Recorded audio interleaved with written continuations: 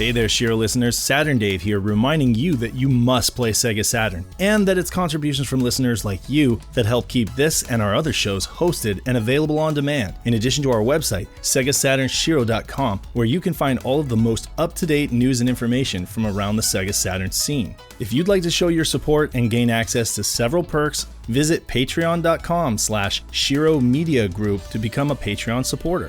If a monthly donation isn't possible, no worries. We still value your support in liking and sharing our content on social media and joining our Discord community to become a part of the Saturn conversation. Thank you for being a loyal listener and a part of this great community. And as always,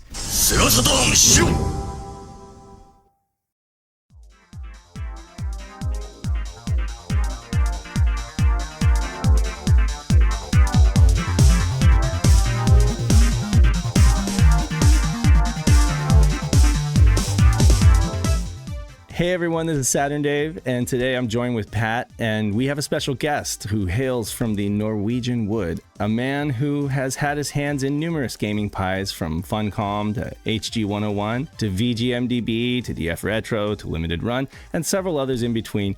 We're talking with Audi Sorlie today. Hey Audi, thanks for joining us today, and how are you doing? I'm doing pretty good. Pretty happy to be here finally. I saw you guys for the first time in person at Purge. Feels like a year ago now, but it's only like 2 weeks, right? Right, it was recent. It was pretty recent, which is scary to me to think about. But yeah, that was a real fun time. So we were like, let's keep the fun rolling. And the good times roll. Your panel was excellent. Save the best for last, right? Because you guys went, I think you guys went last. And I went to quite a few panels, and yours was easily the funniest. Oh, thanks. I had no idea that you were the comic that you are. I mean, I saw your Bubsy video, and of course, you like kept that one very straight. But I mean, you know, you were just dropping jokes left and right on your panel, which was, it was a lot of fun, though. Yeah, we were absolutely last. We were the absolute last panel of Purge. People wanted to go home. And when they see my face before we want to go home, that's a bad time. I knew that was kind of just like, I have to do something to keep this interesting. Because, I mean, it wasn't a lot of people there. I was surprised, you know. I figured most people had kind of left by, what was it? It was like 4:15 on Sunday, p.m. Not AM. But we filled up a good room. You guys were there. And unfortunately, I actually couldn't make it. Unfortunately, I was at the booth because we had an incident before that day, like the day before, where Dave and Pandemonium went to a panel, and they couldn't get. And then we left for 5 seconds to grab something, meet them up to grab something, and they locked us out of the hall. So I didn't want to risk that again, especially with Adam's famous Pluto there. So I had to stay just in case they didn't lock us out there again. at least. Yeah, I caught it. And, you know, very much the same as SHIRO was like, we had to go like first on Saturday. Yeah. And they had us up against AVGN and they had us up against Adam Koralik. And it was like, you know, we share like the same audience with Adam Koralik. So it was like, we thought nobody was coming to our panel. And actually nobody was there up until like a minute before the panel. And we were like shitting bricks, honestly. And then they let everybody. Oh, that's because they have them in a staging room. They have them in a staging room. Yeah. So then they let everybody in and we're like, okay, we can breathe easy. Remember my panel too? It was kind of just like, I don't think anyone's coming. That's the best case scenario, right? And then people started streaming in. So you were doing Plumbers Don't Wear Ties. I sure was. What an ambitious project! Take your damn clothes off. Because you guys were like, we have to sell this. At the end of the day, we have to sell this thing. And I think that's I think that is an interesting story. It's just kind of like, most people, most developers, if they get a re-release of some kind, it's like, oh, I'm gonna, remake Burning Rangers, so I'm gonna, they get this dream project. And in a way, this was a dream project of mine, because I'm only associated with bad games, it looks like, in the industry, which is fair, I guess. Well, games. Bad's only in the eye of the beholder, to be honest. That's right. Right? That's why I tell my dad, too, when he's disappointed in me. I look at it as avant-garde. Yeah. I see it as forward thinking. Exactly. With Plumbers, it was like, I remember I was hired by Limited Run, not specifically for this project, but it was one of the ones that was kind of earmarked towards me, because they had been looking at kind of getting me into the family for a couple of years, I'd say. And Plumbers was always kind of the one thing I came back to. Is like, well, if you worked on it, what would you do? And it's like, well, I would do everything I could. I would make it the most comprehensive remastering and documentation I could ever do on it. And that's kind of what we did. So Yeah. it was an interesting challenge. It's an interesting story. And I think that panel did absolutely nothing to show that. Oh, you think so? I mean, I think it was a good panel, you know. I mean, Yeah. Again, though, yeah, it's like, how do you even begin to show that? You know, like, people just need to play it. Yeah. At the end of the day, like, they just need to play it and experience it. It's kind of a time capsule, really. And Vivi did a great job on the UI, you know. Oh yeah, the Win 95. Exactly. Yeah. And my wife for reference. Really, it's the whole package together. Exactly. You know, and I mean, maybe it is subjectively a bad game, but I mean, people are going to find things to enjoy about it. But I just thought, wow, that was a very ambitious project. Like, I'm sure a lot of people would not want to have had to do that, but you took it on. Yeah, no shame in, the worst game getting the greatest remaster is a great tagline, and it's true. It's just Definitely. that is how to approach anything you do. It's just with gusto and pride. And the product, I think, sings to that. And one thing I didn't mention at the panel was that, I worked in Japan for quite a few years, and right. In that, I worked with a lot of visual novels. And the one I worked on quite extensively was this re-release of Clannad, which is also a big anime and things like this. Ooh, I love Clannad. That's pretty awesome, actually. So I was a producer on the re-release that came out on like Switch and whatnot for that, and worked for years on it. And the thing about Clannad was we were really restricted. Understandably, it's from a big conglomerate, and who are we to change anything or do anything to that package other than translate it? But I took a lot of the things I wanted to do with Clannad into Plumbers, because essentially Plumbers is the first American-produced visual novel. So it was something I was wanting to kind of put into the marketing somewhere, and then I was thinking about it. I was like, I shouldn't drag Clannad down into this.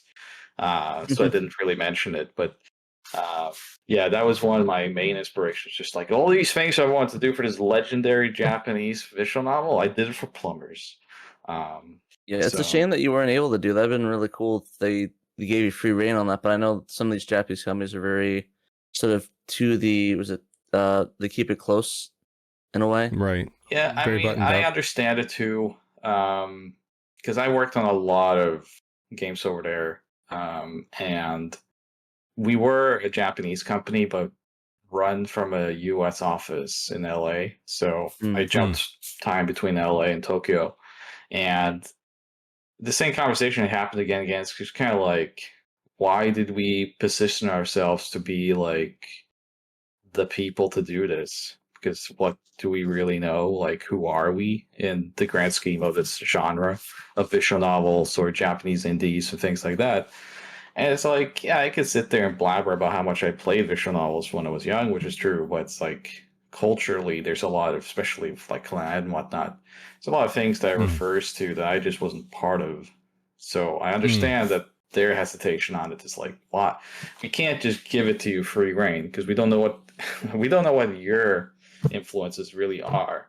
And we're they don't want you to do a working design and add like Hillary Clinton jokes or something like that into there. So I can see that hesitation. They might have had that same issue with working designs and giving that free reign, or a company or somebody that worked for it, or they know the story of that. So maybe that might be a hesitation, but I'm surprised they didn't be like, oh, you can like at least do interviews or like get people to talk about the game, or maybe like do like, how they do the cute like because I know some originals they have like the voice actor does a cute little line, or it's like, oh hey, thank you for playing the game, or whatever. There's so much history behind even one of my favorite pastimes, or one of my favorite machines that can be seen on my screen name is Pizza 98, NEC Pizza 98. And in my free time, I spent so much time with developers from that era, documenting them and just talking to them, learning from them, because I love that Wild West era of gaming that they had with the PC 88 and 98. And all that history, it's really sad now because, I had drinks with those guys. I hung out with them, and I can think offhand, it's like four of them have passed since I worked over Yeah. there. It's just like that history is dying, and Yes. nothing's been done to document it.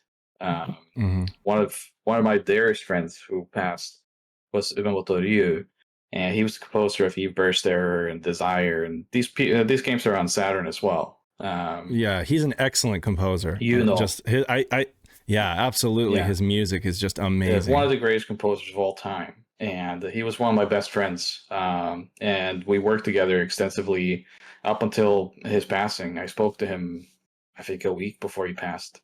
Yeah, that was a crazy story about how you guys came together, like, the emails and everything. Yeah. And then before you know it, his family's passing his estate onto you. That's crazy. Yeah, that was just insane. I still have all of this stuff, and it's, I say every year that I'm going to go through it and sort it, but it's a hard topic for me. But I just remember that, like, when I spoke to him, for example, and just all that history, and he was not interested in having any documentation on it. He was just like, I'm not an interesting person. My music, I hope people remember my music, but they don't need to remember me. And I was flabbergasted. I understand him, but I was so frustrated sometimes hanging out with him because it's like these stories that I'm hearing they're gonna wither, they're gonna go away. And is that just like a Buddhist thing? Like, I find culturally that happens a lot. At least in my experience, I've encountered a few Japanese developers who are like, it doesn't matter. It's not important. Why are you asking about this? Yeah. And he was very dedicated to Buddhism, Zen Buddhism. And, a lot of his works reflected that. But it was very hard to get him to, he loved talking. He loved teaching. And he was an incredible storyteller in that sense. But the moment you kind of show this interest of, well, I want more people to know about this because I've learned so much from you, and this is very interesting. It would shut off, and to just be like, nah, don't worry about that. How's your cat? It's like that was always his kind of go-to. It's like, my cat died 2 years ago. It's like, dude, I don't. It's like my cat is not important in the situation. I just want to.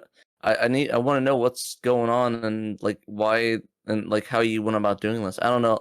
Yeah, I think there's the humility thing about it. It's there's an like age thing too, because Audi's young, and to you, it's like this is your idol, right? And he is at an age where he's probably asking a lot of existential questions and thinking like what really matters, like personal relationships, stuff like that.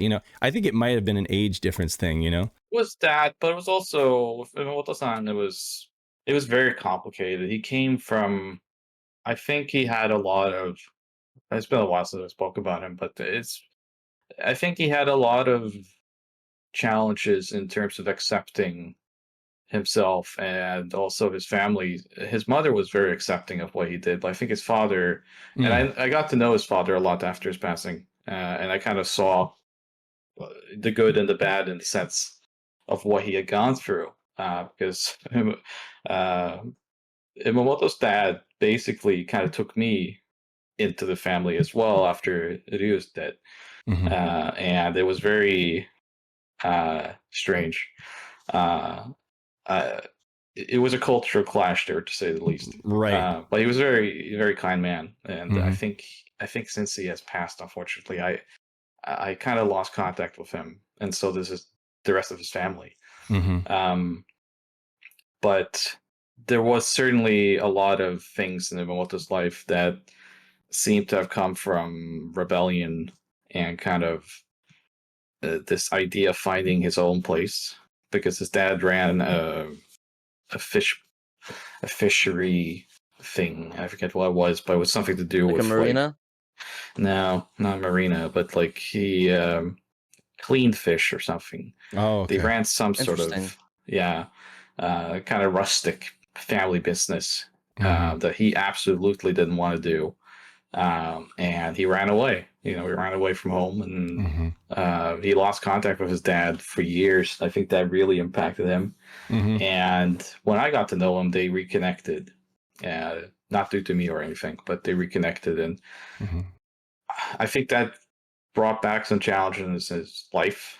And that's when he kind of became very devout Buddhism and kind of decided to just kind of chill out his life. So he was a very interesting man, incredible. There's lots of stories to tell about him, and one day I'll find the platform for it.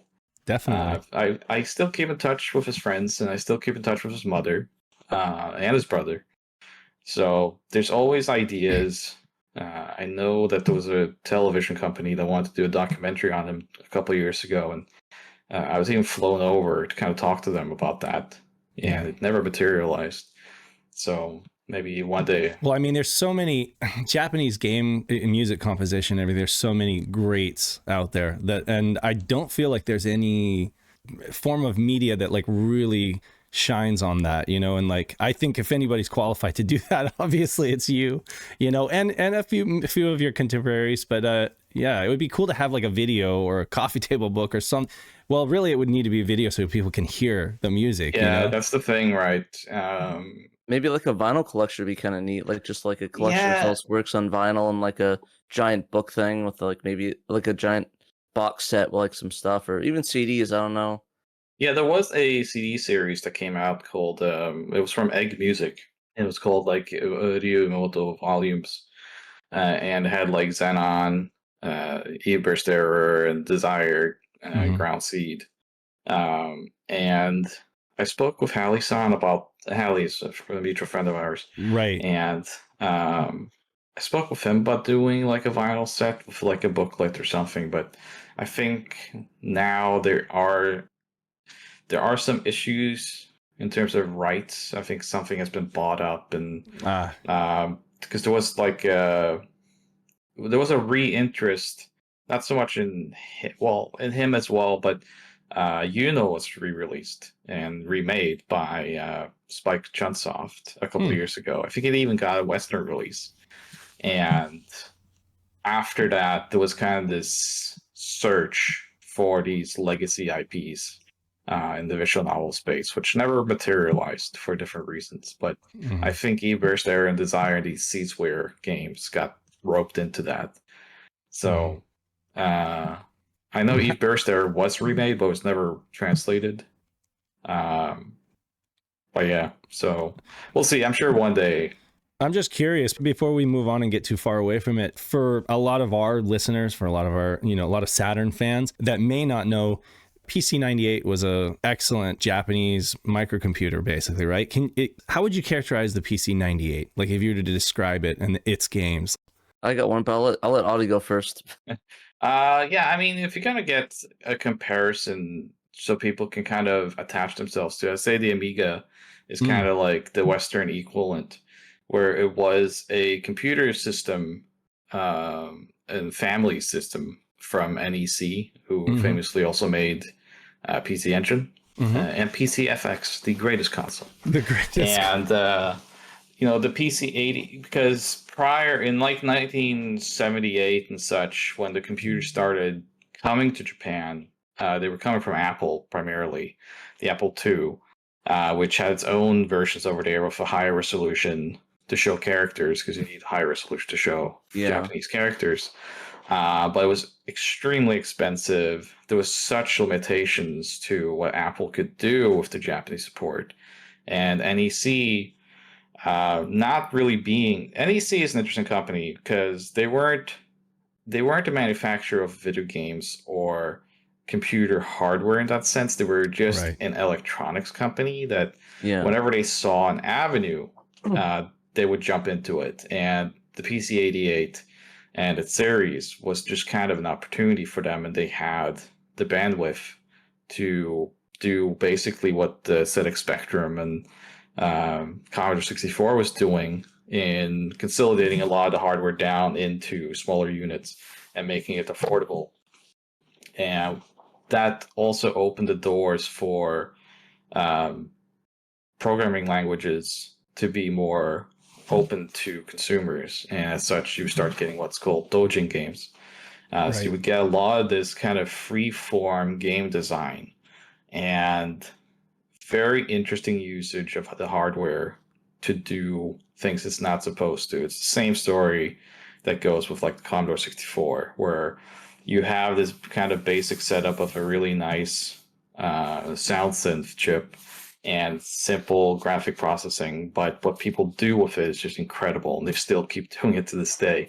Commodore 64 is very much alive, and with the PC-98, you had this beautiful high resolution graphics capabilities, which in return gave you, especially in the visual novel genre, gave you like these incredible looking adventure games, including P-Burster and such that came out on Saturn later. Right. So yeah, the PC-98 was just this unfiltered and very interesting avenue into video gaming, with a lot of experimentation that the console manufacturers would never allow in that day and age. But for example, the RPG genre would never have existed without the PC-88 and 98, because things like Black Onyx, Wizardry, and these games, they couldn't really operate on the consoles. So the fact that people had this affordable computer in their homes now, which much like in the West at the time, they were made to do your checkings and financial reports, and it was very salaryman oriented.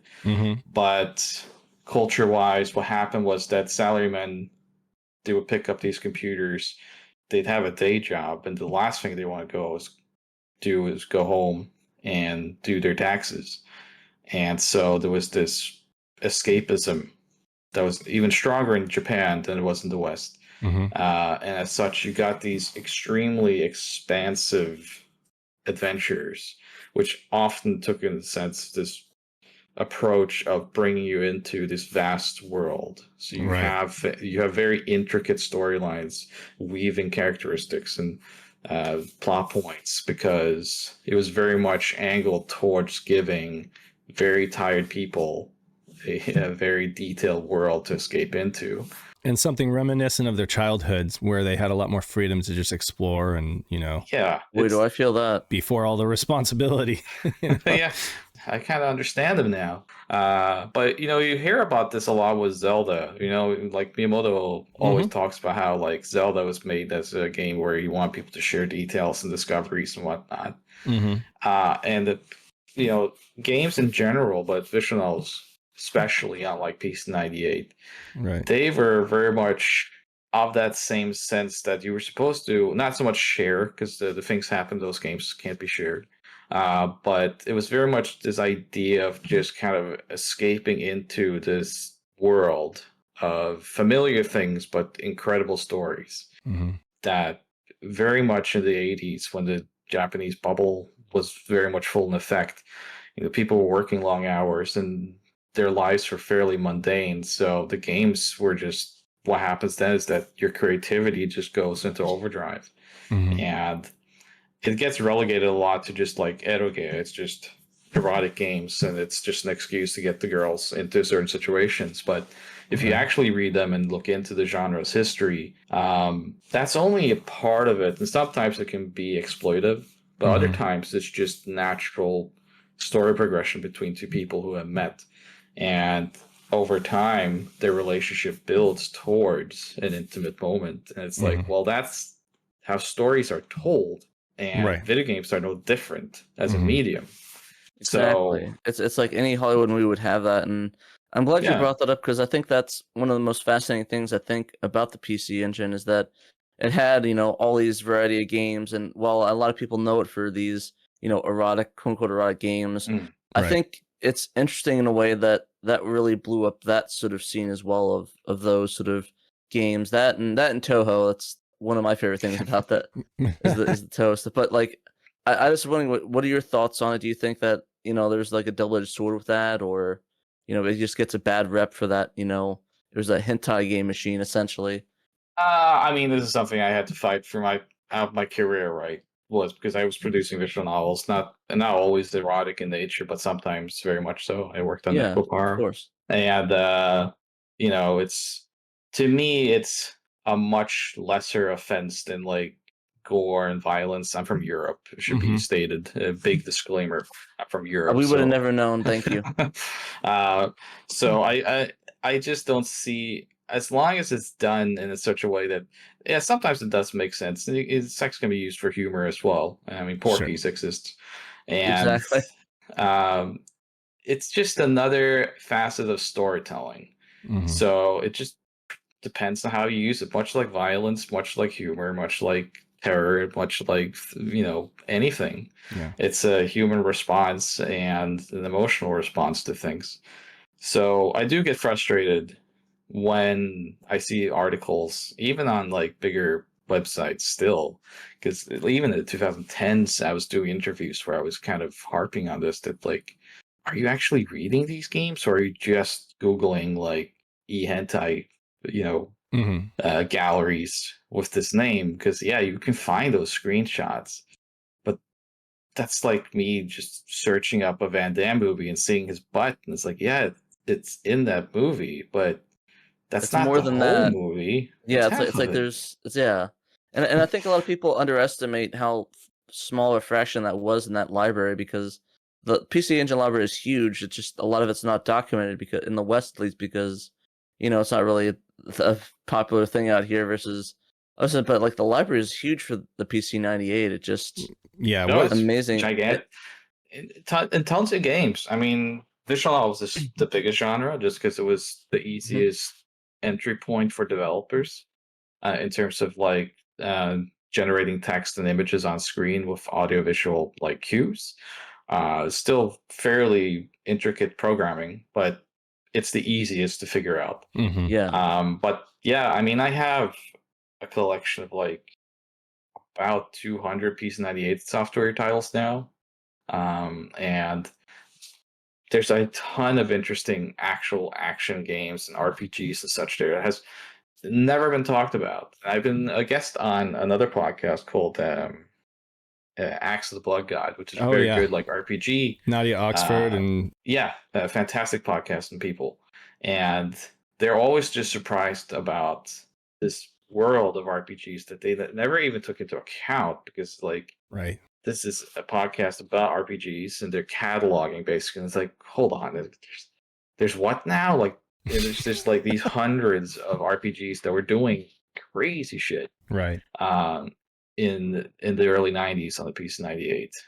Just incredible stuff. Police Knots looks amazing on the PC 98, by the way. Like Police Knots, I think it actually looks better than the Saturn version, or the like. I love that pixel art. It just looks. sure it oh, is. that's a Oh no, hands down, the pixel art on the PC 98 just looks so good. It's so sharp and It's very sharp. It's higher resolution than right. the yeah, Saturn version.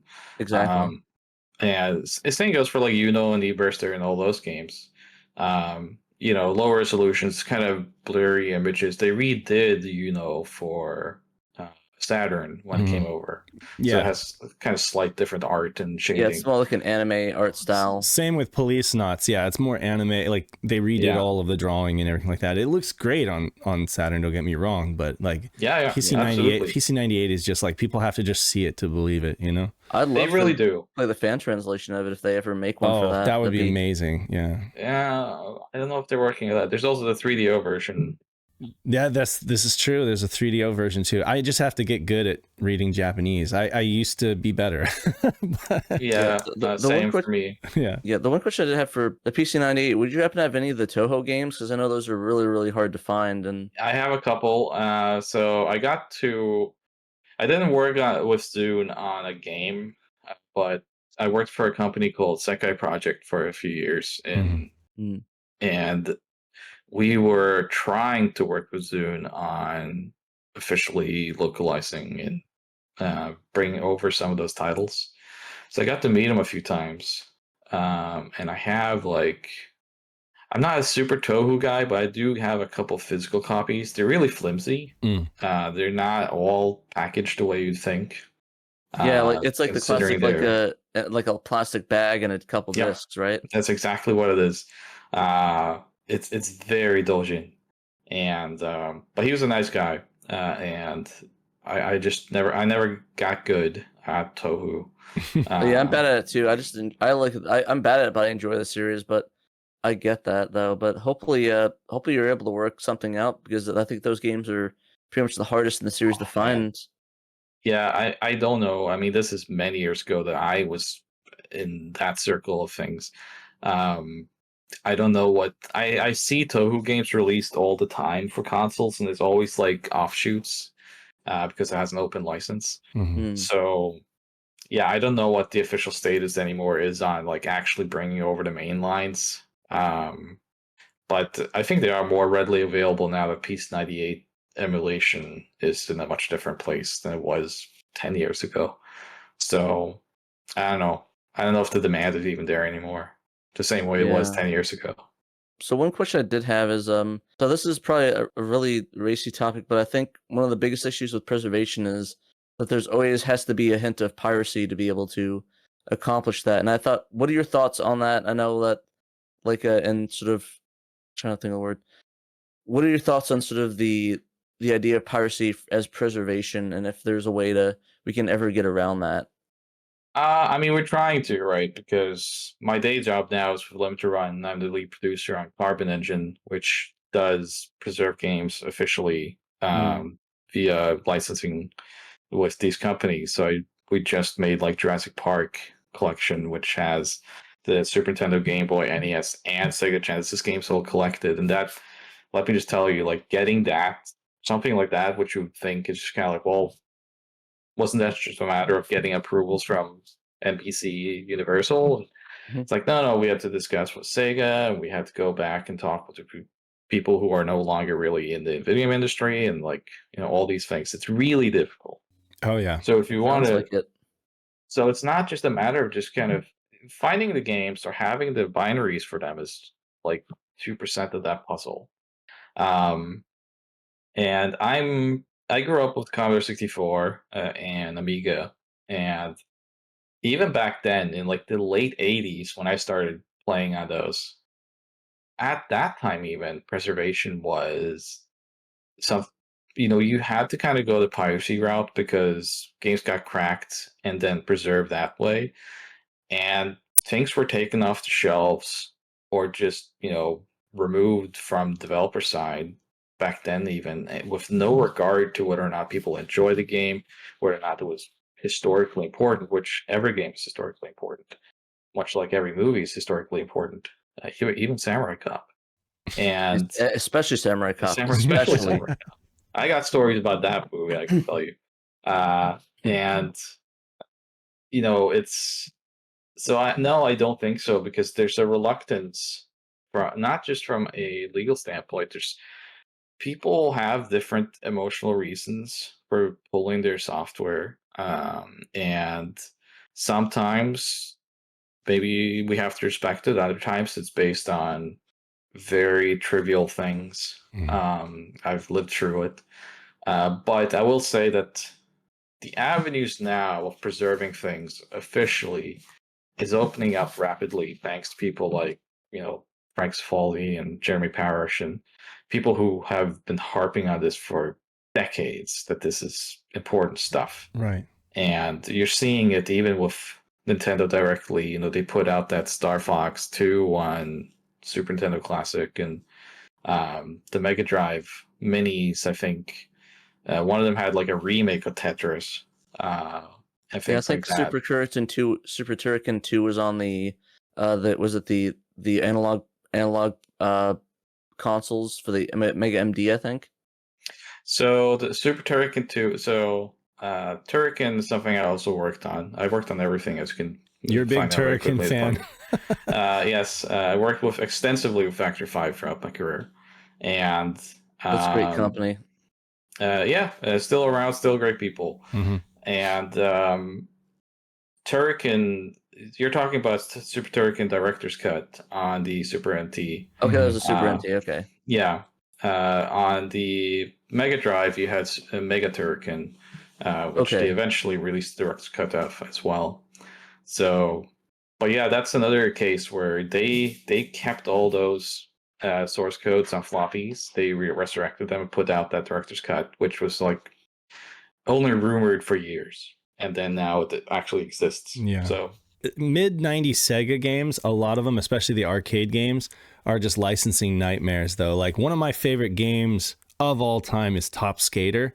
You know, those, a lot of they're very bulky arcade units. Probably the boards are all worn out, right? Like how do you even begin to preserve a game that has like Coca-Cola banners in it and Pennywise on the soundtrack? And it's like there are so many hoops that you have to jump through to preserve that game if you're not just downloading it illegally. You know, and not to mention finding the demand for whoever wants to play that after all these years.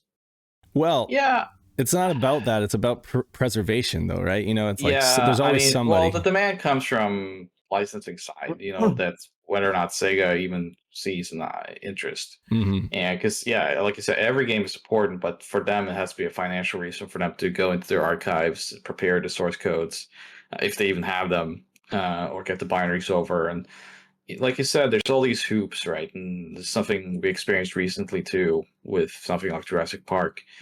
There are like ads in those games from that time that are no longer effective. And it's like, what do you do? And especially with like Top Skater, you had these elements that the memories you have of that is driven by that nostalgia of that package. Right. But if you start taking out the aspects of it, especially music related, like completely changes it. And that's something, remember when they did those TMNT re-releases where they changed like Turtles in Time, like GameCube and whatnot, was part of Battle Nexus, and but they had to change the soundtracks due to it being based on that theme song. And you've got this weird, like almost like AI generated like atmospheric music that didn't fit. It did not fit, and it makes the game nearly unplayable. It's weird, right? It's like, well, the gameplay is the same. Why would you care? It's like because that impact's not there, and it messes with your memories. And it's a whole package deal. Yeah. I mean, music is every bit as important as graphics, in my opinion, when it comes to games. Oh, like, it absolutely is. It can make or break a game, you know, and a game with like excellent music that has you humming it for your entire life. You know, some of these songs from 16-bit games that I still got in my brain, you know, are just like that makes the game, you know. Sonic 3, right? Oh, Sonic absolutely. 3 is the perfect example what a nightmare. of this. And that was, you know, whenever that gets re-released and you hear these like prototype songs, it's just all the impact is taken out of that game. And it's a shame, Brad. I'm surprised that I don't work with Brad Buxer more and trying to get that sorted. I've even tried to talk to him a couple times, but I guess he's kind of more reluctant to talk about that, being mostly. Maybe it might be an MJ related thing, but maybe he just doesn't care. It's like, it's a video game, dude. So, you know, when that story broke, I was one of the people. So I was working for a website called the Original Sound Version at the time, which was like a video game related news site, video game music related news site. And I got to speak with him because he had done an interview in a French magazine where he had sort of hinted at all this stuff. Yeah. And so I approached him and talked to him, and it was my interview plus a couple others that kind of confirmed the Sonic 3 stuff. And I just remember a very antagonistic and slightly annoyed man. Do you think it was more on the Michael Jackson side or more the Sega side of them, you know, just screwing him over essentially, if you had to guess? I don't know. I'm trying to remember because it's many, many, many years ago now, but I also just remember a kind of like bafflement and annoyance at video games as a thing. Just kind of like, this is not like, this was a waste of time, and like it wasn't a serious thing to begin with. Like, why even talk about any of this? It sucks, kind of thing. Because I remember he was kind of adamant that like the music that had been made by Jackson, he had made the music, but he was really upset with how it sounded through the sound chip. And I found this kind of weird because like if like Jackson was a pretty noted gamer and had played Mega Drive, played Genesis extensively and would have known kind of what the sound's supposed to be and seemed to be no problem when Sega made Moonwalker. Yeah. Yeah, and Sonic 3 sounds phenomenal. So I see it reported now, kind of like that's the reason, and I feel like I should have pushed back more back then when talking and like doing the interview, because I think that's more of a personal feeling than like an MJ kind of thing. Mm-hmm. But at the same time, I don't know. I certainly never spoke to Michael Jackson. But he was recording in the studio. He would have been, tracking everything with MIDI and using better, studio equipment and everything. When it got baked down to what the Zilog or what is the sound chip in the 68,000? Yeah. Oh, okay. So yeah, then maybe it was underwhelming to him or whatever. I don't know. Maybe he thought that there might be some promise of sound enhancement like they did with the Master System. No, it's a Yamaha. It was the Yamaha chip. I forgot what exactly the YM whatever, but yeah. I don't. It's all speculation at this point, but yeah, because he hears Yamaha, he's thinking the Yamaha, like the cool sounds that come out of it. Yeah. He doesn't expect fart sounds, and it's like, oh, what is this? Right. And we all know at least it's not gems. You had to work really hard to get good stuff out of the Genesis, and you could, and people did, who knew how. But those who were just using like the standard tools, which were really not great. Yeah, and you have to keep in mind that he's not he wasn't a programmer, he was just a musician. So tracking the MIDI is probably the most technical he probably could have got at that point. So he wouldn't know how to access the chips or mess with like the waves forms and stuff like that. I've often thought the same thing. Like, wouldn't he have known? Like, wouldn't he have kind of known what he was in for in terms of like? I mean, he was someone that like would show up at Sega sure. America's development studios and like listen in on stuff and test stuff. And yeah, I find that now a little bit dubious of a fact. Hard to believe, right? Yeah, I don't think he might have been disappointed still, just that he couldn't push it further, being who he was. Mm-hmm. But I don't get the sense that he would have been someone that was just like, well, I'll take my name out of it because I was so embarrassed. I don't want to put my Like, no, come on, like. But I was much younger at that time, and pushing back on people wasn't like. Now I just fuck him up, but. Yeah, no, it's hard, but I get it though. It's like you're meeting someone that's like, I mean, I can get it like as someone that does interviews and stuff like that. It's kind of hard to, you get a bit nervous. You don't really think as much as you should. You're afraid to offend them and have them walk away. I think that's still my biggest fear is I'll say something wrong and they'll just walk away like in those interview compilations. You make a great point though. Like some of these older folks who worked on this stuff a long time ago, there was like, that was 1,000,000 years ago. Why do people care? Or it's just like the whole, it's trivial because it's video games. What does it matter? Right. Yeah. I'm amazed though. My 10-year-old Jesse, he loves video game music. And he will listen to it on his MP3 player. He'll take it he has this little clip, jogging MP3 player. He takes it to school and he's like listening to music. His friends are like, what are you listening to? Sonic the Hedgehog or Link to the Past. And they're just like, seriously, you're just listening to chip tunes? But he doesn't care like that. He will listen to that stuff over and over and over again. And that to me means that it's like, it doesn't matter that it's chip tunes or whatever, like it's music, and music is universal. You cannot trivialize it because of the medium. Absolutely not. And man, when I was working, like I used to get so frustrated over this when I was at like Instructor and stuff back then, and I saw editorial go in and change my article to say like beeps and bloops. And it's like, I would never use this term. Mm-mm. Like, this is not descriptive of video game music. It's like, I'm not playing Pong anymore. Mm-hmm. It has been this since like 81. Mm-hmm. As it's a stupid term. It's something that Tom Rico would say. Sure. It's not something I would say. Good call. And well, the famous producer behind Metroid Prime and produced by Metroid Prime and all these other famous games. Yes, 300 of them, in fact. It's just this elitist kind of snooty behavior. Believe it or not, the saxophone was a toy before it ever got accepted into orchestra. Like it was first it had to like break into jazz and stuff like that, and then it gained the respect and it became an orchestra instrument. And now it's like kids, can exactly. It used to go from learn to work the saxophone to call me Deacon Blues. Right, but I mean, it didn't. So it took a while. Description, my boy.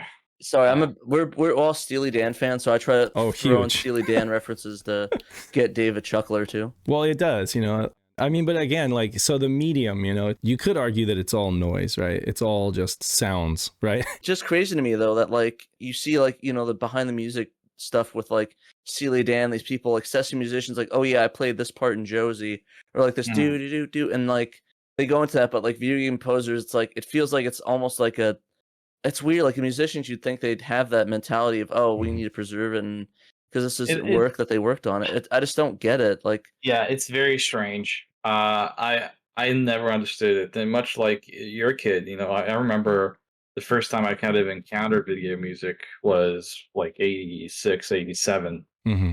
And I just couldn't believe it. And believe it or not, like I think the first video game soundtrack that caught my ears was Gianna Sisters. It's I actually played Gianna Sisters before Mario, and I was very confused for my childhood, Right.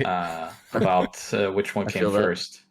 And Gianna Sisters was just like such a revelation. I couldn't believe it because it was such a driving force to something I was interacting with. Mm-hmm. And it was like I was a weird kid, but like I felt like the music was very different from when I listened to it to when I played the game. So I was like, oh, this is like there's this a duality to it, which in a sense there is. Your triggers kind of change the music as you hear it. And I used to go. I had a Casio kind of cassette player. It was red. It had yellow buttons, much like my hero Hulk Hogan. And it had this microphone, so I would go up to my speaker on the TV, and I would record video game soundtracks, and I would turn the volume down slowly, so I had a fade out. So you could fade it out? Yeah, because my mom was a huge Guns N' Roses fan, so I remember she would put on like a cassette or a CD of Guns N' Roses, and I would note that like, oh, when the song is done, it just kind of slowly fades away. Right. So I'd sit there and I'd record like Gianna Sisters or Batman on NES or whatever I had. I had like tons of cassettes with my own soundtracks on them. That is fantastic. I went to Paris, I think. We went on a vacation, a family vacation. Yeah. And I just remembered I saw a video game music CD for the first time in like 91. And I couldn't believe that, like, wait, they do this officially? Like, this is oh my gosh, I want to buy all of it. Right? Yeah, so I actually, that was the one thing I wanted from that trip. My mom bought it for me. And I'm trying to remember what CD was, because I got quite a few. Like, it wasn't all video game music. But what was it? I think it was like a Commodore 64. It might have been one of Chris Hulsbeck's albums, if I'm not mistaken. It was something where I recognized. I was like, "There's Commodore music on this CD. Can you believe it?" I was like, "I'll buy it for you if you shut up." Like, all right, and I got it, and such began my love for video game music for the rest of my life. Because it became a mission for me at that point to just make sure that people understood that, like, this is as much of music as a movie soundtrack or pop concert, whatever it is. It's a melody. Any melody is music, even the bagpipe. I actually do play the bagpipes, funnily enough. I'm sure you do. Were you impressed at Purge with that dude that kept unicycling around? Yeah. I liked it because I was hearing tunes I knew, but I kind of wish he would not go towards me when we were filming stuff. Right. Yeah. That was great. I was like thinking about it and I was like, maybe I should see if I can ask him if I can borrow it real quick and play it and like, hey, I could play this, or like shock him, because I don't know a lot of people that do play it, but yeah. Is that the thing bagpipers do, is like share bagpipes? I thought it was kind of like an intimate thing. I mean, it's something that you could do. I sometimes play it, or like I imagine you wouldn't mind. It's like, oh, some random guy, let me check that out real quick and be like that. But I mean, it's very intimate to the fact that it's a wind instrument, so it's like blowing into something someone else blew into. So it's kind of like the whole saliva and cross contamination thing. But there's ways you could do it. Usually you play your own, but it's like I didn't really want to pack my bagpipes. You're like, here, I brought my own mouthpiece. Yeah, it's like, let me use my own mouthpiece. Hey, bring it everywhere I go. Everywhere I go, I'm ready. But that was pretty funny, though. I think I might know who did that, though. He had a Darth Vader mask on, right? Yeah, I was just kind of puzzled by the whole setup. It's like, all right. Yeah, I mean, is there an artistic reason for this whole seance? Are they allowed to? Yeah. I mean, you can also sit in the chair without a mask on and play the bagpipe, and I'll be just as happy. Fun fact, I think everyone here plays guitar. Yeah. Audi, you play guitar, right? Yeah. Pat does. We're both musicians. I think Pat plays keys too. I play keyboard, yeah. But yeah, like big music fans. Like music is huge for us. And again, video game music is just as important to me as, I'll say, conventional music, you know. And I think attitudes are starting to change about this, but for the most part, it's still relegated to, you know, video game music. Yeah, it's changing, but it's been frustrating in the sense how it changed. And I don't mean that it's like, well, now, like it's not a gatekeeping thing or anything, but what I felt about it is that a lot of people who made video game music in the 2010s when the indies started coming around, kind of proudly patted their backs of it not being like video game music. So you have like, Jeremy Soule did like those games, and they're like much more orchestral and kind of ambient. And yeah, it's the video game soundtrack that's just fine, but it's not a definitive video game soundtrack in that sense. It kind of skirts a lot of the interactiveness of just the melodies themselves. And I'm not talking about technical interactivity. I'm talking about just like taking limited hardware, taking a video game software and looking at it and creating music that kind of blends with perfectly and lifts the experience that way. And I think now you have people like T. Lopes and whatnot that is finally kind of doing what Jake Kaufman was doing back in the days, where it's just taking like classic video game music and bringing it into a modern setting. And so now the conversation is kind of changing towards where I wanted it to go. Because like T. Lopes does incredible stuff like Sonic Mania and Shredded Revenge and whatnot. Now that's video game music. But I was very frustrated for a time where like all these orchestral soundtracks from various composers came in. It's just like, yeah, but it's literally like as background as it can get. Like it really doesn't even interact with much else than itself.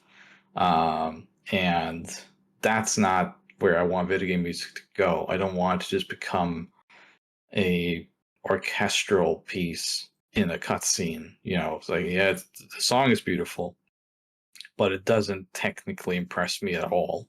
Because we were doing that with Seventh Guest in 1993. It's like, well, when it comes to orchestral stuff like Hitoshi Sakamoto, Sakimoto-san, he does amazing stuff in like Radiant Silvergun, for example, Sokyugu Rentai, and also Final Fantasy 12, for example, where there's like a MIDI orchestral soundtrack, and then there's also a remixed like full orchestral soundtrack. So it can be done right, you know? Oh yeah, no. I mean, yeah, using an orchestra for video game music is absolutely viable and incredible tool. I mean, like you mentioned, like Shenmue, look at Iwadare who did like Grandia, like absolutely incredible. Yeah, like Panzer Dragoon. Mm-hmm. So, and I love classic music, and I still go to like video game symphonies, especially in Europe. There's like symphonic fantasies and all those Final Symphony and incredible symphonic shows that pushes that medium forward. But when I say like kind of static orchestral music, I mean mostly in the Western sense, that just like there was this idea and a lot like a talking point of just kind of like, well, we're taking video game music out of like the Stone Ages and we're doing like real music now. It's gonna be like movies and TV shows and stuff, and it's like I mean, it's nice. Like, I'm not gonna rag on Last of Us 2 soundtrack. It's amazing, and the sound design in itself is fantastical. Like the guy that does it, he does this whole thing and talks about. But it's like, I don't know, it's different. Like, if that makes sense, it's like video game music to me, it feels different. It's like almost in itself its own thing. Yeah, I mean, absolutely. You can't beat the Konami Kaheya Club, if you ask me. Kaheya Club, yeah. Dude, Snatcher is like, oh my god, Snatcher's like my Asia, dude. I love Snatcher's OST. Yeah, it's Sega CD version for me. Same. Yeah. I like SD Snatcher because my neighbor, still a good friend of mine in Norway, had an MSX2. I have no idea how he got it, and he had that Oasis patch like back in the 90s. So I That's got to probably play our team SD Ubina, Snatcher. right? Oh, is that how you got into MSX? Like via your friend? Yeah, so my buddy Tom, who's probably going to listen to this, so I'll give him a shout out. But he had an What's up, MSX Tom? too. He still has it. It's still in this office, and yeah, he from what he knows, because he like his grandfather had it, like as just like in the playrooms. Like I have this new machine. It's an MSX2. He is not. He's not Japanese or anything. He's very Norwegian. He's born in the woods, and in later years he's tried to piece it together, and apparently like a neighbor that lived right next to them, being a neighbor, that's kind of redundant, and he had like a computer business and went to Japan a few times due to his business and brought back an MSX and then gave that to Tom's family apparently. So that's how this all happened, and they modded it to have a new power source, and um, they were on BBS and like got these translation patches from Oasis. It's not the Artemio patch or anything like. There was a Oh, it's SD another one. Snatcher. Yeah, there's another one now from Project Melancholy, or Melancholio or something, that like redoes SD Snatcher completely. It's much better. But Oasis back in the day were like this translation group from Netherlands that did a lot of MSX software. And yeah, it's just a crazy thing. I didn't think about it at the time. Kind of like, why am I sitting here playing? I just thought it was cool that there was another Metal Gear that was not the NES version because it sucked. So Understatement of the century right there. yeah, I like Snake's Revenge just fine, but like yeah, that Metal Gear on the NES, I had it and I hated playing it. And then when I hung out with Tom and he showed me, he's like, I remember he borrowed the NES cartridge from me, and he's like, "This is terrible. Like the real one is much better." I was like, "Real one? What are you talking about?" And we booted up the MSX, and they showed me. And I was like, "This is the real one, isn't it?" Yeah. Like, this is awesome. It's like you went from American Revolver, Rubber Soul to the UK Rubber Soul. It's like, oh my gosh, what is this? Great comparison. Deep cut. Yeah. Sorry, I'm a big like so we try to get the music stuff, but So MSX or PC98? I have to ask. I think I know what you're going to say, but I'm just curious if you put those two against each other. Yeah, they're very different types of computers, so what they offer. I love the MSX for what it offers, and I had so much fun with it, still do. Um, but PC98 is just such a fascinating and somewhat defining thing for me, because when I started looking into all this stuff, no one. There was a small forum I was part of called Tokugawa, which was kind of trying to document PC98 stuff, and I would buy games and like dump them there. It was such a small community of people, man. Like I just remember that like they would share sometimes like an FM Towns game, and then I would put like some sort of PC98 software up there. It's like this exists, and it was it wasn't very coordinated or anything. Nowadays, there's all these like archives of software for PC98, and people are really into it, and it makes me very happy, obviously. But back then, for me, it was just like not many people could access it. So I was very intrigued by it as it was. So I was just like, yeah, this is something I really want to know more about, and I just dived head into the PC98 world. And yeah, I'm really happy that it's much more well documented now. It's still not where it probably should be. I mean, there's still stigma on it, and there's still like a lot of unknowns regarding PC98 in the West. But way more people now than ever talk to me about it. And even at like Purge, I saw a couple of vendors that had like PC98 software. It wasn't like big stuff, but it was just like clearly there is a demand for it now, because you wouldn't bring that stuff to Purge unless there was. did you see any PC98 computers there? No. Oh, I was gonna say you should have grabbed me. I would have bought that in a second. I would. There's I would so have many different got a new ones though. case. I mean, if you take like the Sharp 68000, for example, that's a much higher profile Japanese computer, I think, and it's much lusted over among Western audiences, at least over the past decade or so, whereas the PC98 has really flown under the radar. But I do feel like it's starting to pick up some traction. You know, people are starting to gain awareness of PC98 and all of its software, realize that it's this amazing Japanese computer with all of this amazing software. MSX is also a little more high profile, I would say. There's a difference in them also in terms like the X68000 is like, it's straight up made for gaming. You have scrolling, hardware scrolling for one. You have all these shooters, and I think the entry point there, language wise, is much easier. Whereas on PC98, generally, it's going to be very text heavy, just because that's what the processing power for that machine is kind of angled towards. You don't have hardware scrolling. You have scrolling games, but they're not pretty. And so you kind of need to know a little bit what you're getting into. That's not to say that there aren't great experiences, even if you don't speak the language or read it. There's like Atlantis, which is the space harrier game, which is really interesting, which most people don't know about. There's Edge, there's Brigante, there's all these like actual. There's even fighting games like VG, which came out on Saturn, I think, or PlayStation as an advanced VG, variable geo. Yeah, I'd like to talk about that, the crossover to Saturn. I know there was a pretty competent little compilation for the MSX on the Saturn. Oh, Konami one. Yeah, I have one. That's not exactly cheap, but I mean, if folks can find it for a decent price, I would recommend it. It's pretty great. But I was wondering, is there any crossover from PC98 to Saturn? So for the Saturn, because so MSX was already by then relegated as kind of junk software, and kind of it was out of production. So you had that compilation for Konami that you're talking about, the special pack or deluxe pack.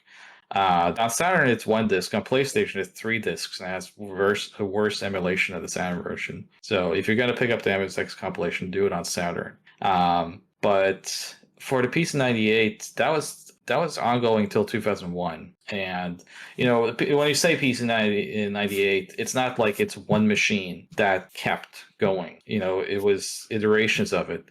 And there's over like 60 variations of, if not even more. But the mainline PC98 is a variation of like 60 different setups. Eventually, it would have like Windows 95 on it. But there are games ported from PC98 to Saturn. The aforementioned like and Eberster Desire. There are plenty of those types of crossovers.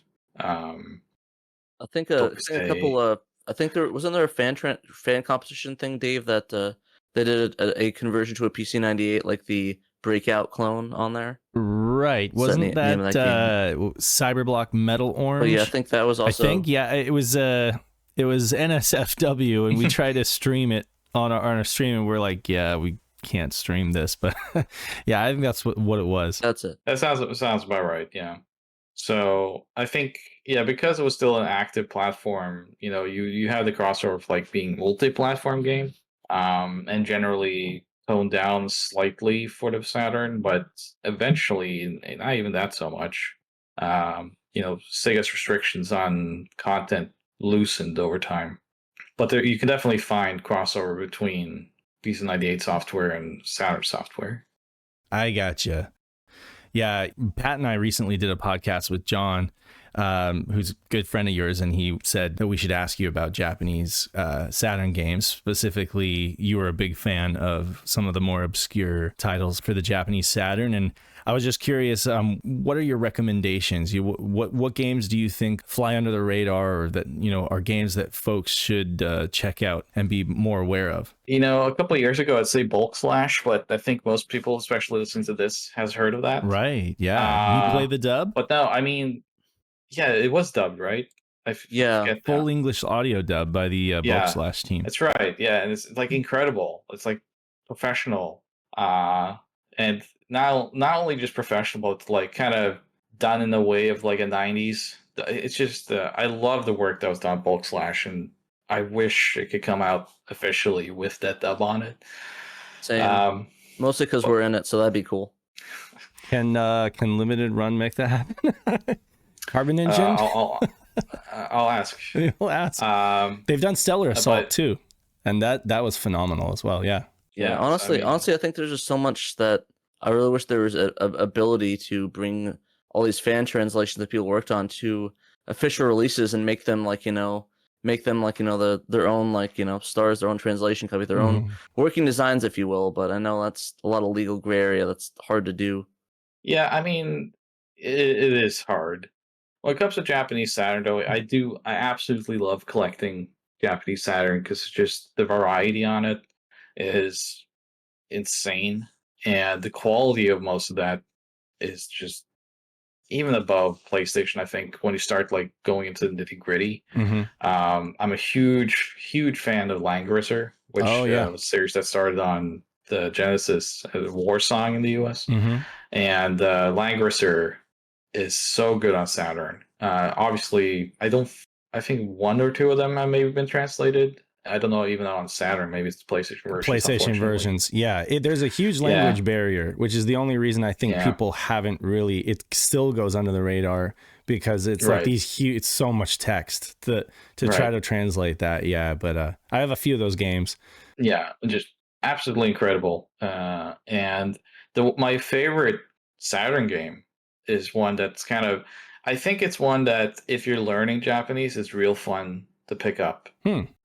And as an entry point to the world of Japanese Saturn games, if you're learning language, man, it's just an incredible game. And that's Nanatsu Kaze no Shima Monogatari. Yes. Which the story of the Island of Seven Winds. Yeah. Yes. Published by Enix. And, it's a Giver game. And it's just incredible, right? It's just like this magical game of exploration and non-verbal storytelling. I mean, there's some reading points like a storybook, but like everything is figured out by just connecting with the game. It's so much up my alley. I love that kind of experimentation in games. It's so deep too, and like when you dig into the assets of that game, both via the manual and the book that was released with it, because there was a book that went along with it. It's like Ni no Kuni or something like that. It's incredibly deep, and there's so much art that went into that. There's so much craftsmanship that went into that game. It's a shame that not more people know about it. But I'm really hoping that is kind of like in my bucket list of like, I want to see that translated. I think there's currently a Spanish translation being attempted. Yeah, like there is. I don't know if it's stalled out or if it's still being worked on. I think we all believe it's still being worked on, but yeah, it's Spanish. So I mean, at least it's a Latin language. I mean, if they can get it over to Spanish, then that may inform an English translation. But yeah, I would love to see that. But yeah, the Bulk Slash team, they took a look at it. They were seriously probing it, and they said, yeah, it's a lot of work. yeah. I'm sure it's a lot of like compression routines and whatnot probably in that, which it would be hard. Lenos 2 was another one I think that's been announced for a US release now, finally. I don't know if it was even announced, but it was hinted at least on Twitter. Assault that someone's going to do. Yeah. Lenos 2. So I hope that happens. I'm a huge fighting game guy, so Asuka 120. Right. Absolutely. Burning Fist Limited. Yeah. And subsequently, that team put out a patch. Right. They put out a patch on their own game. That's great. Yeah. Still around. I know them, actually. That's one of the earliest translations that was released, Yeah. Those guys are still around and still doing. They just put out Mad Stalker again on the Mega Drive, and they've been working on resurrecting Asuka 120. So we'll see what happens with that. There was a canceled Mega Drive release of that, so I'm hoping maybe that's what they're working on. I don't know. Evo 2024, let's go. Yeah. I wonder if Josh and you guys would be able to get the license for Bulk Slash. There's no other media in there. There's no other like licensed things in that game, So it's also a Konami thing because it's a Hudson. It's a Hudson game. Yeah. Yeah, it's just a matter of like, because especially when it is something like a fan translation.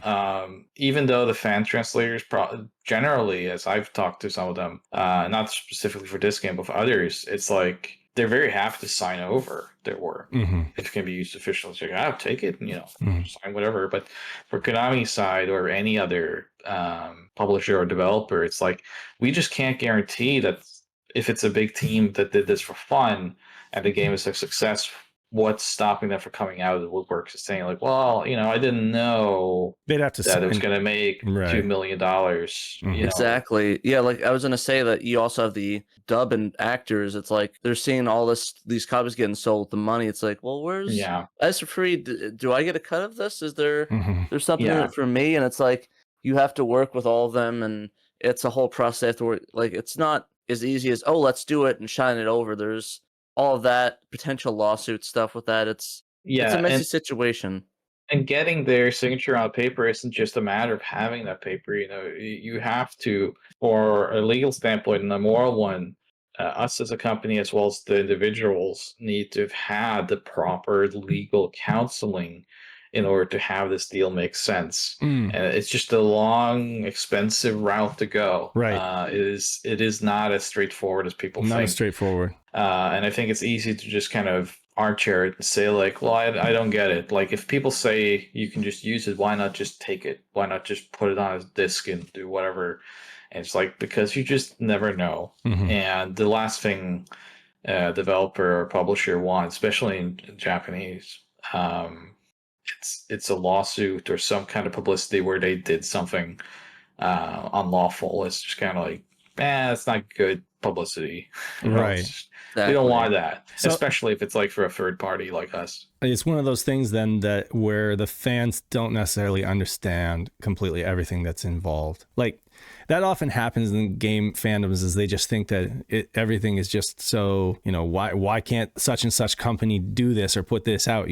I'd buy it, but it's not as easy as that. Yeah. And I mean, and a lot of companies, it just makes sense. It's like, it's doable. Like they could potentially, if you get everyone's signature, everyone's happy, everyone gets compensated in some way or in some form, it could happen. But more than likely it comes to look at it like, why don't we just like do it ourselves and just dub it for the rate for whatever voice acting conglomerate we can get and do the voices that way. And that way we can have everyone legally sign the paperwork. It's through whoever does the dubbing. It's like, that's their problem for that. They just hand it over, sign the contracts, and it'd be just as easy, if not easier in some aspects, if they have everything already in line, Yeah, because with the Bulk Slash team, I believe, at least with Bulk Slash, there were like 9 or 10 people involved, you know? And so it's like you said, they have to make sure that each of those people has legal counsel, at least informing them, okay, this is how it's going to work. You're okay with this? Yeah. It's not just sending them a piece of paper, but it's like giving them the opportunity to, say, oh, okay, well, I want to exercise my options, in this way or that way. Yeah. So not to mention some of them are also, I think, SAG-AFTRA members as well. So there's also that you have to keep in mind. At that point, there's nothing you can do.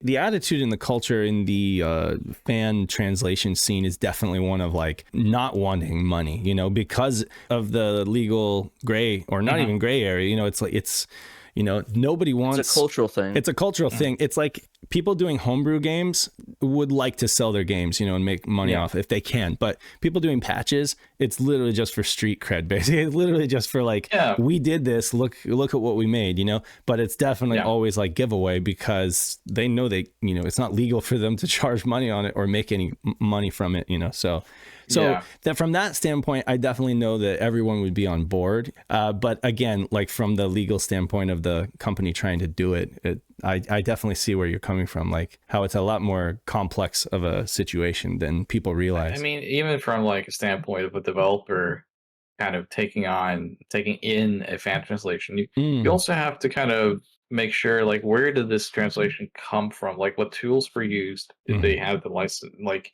did they use some software they downloaded and didn't have the proper? Like, there's so many things. Oh yeah, that's true.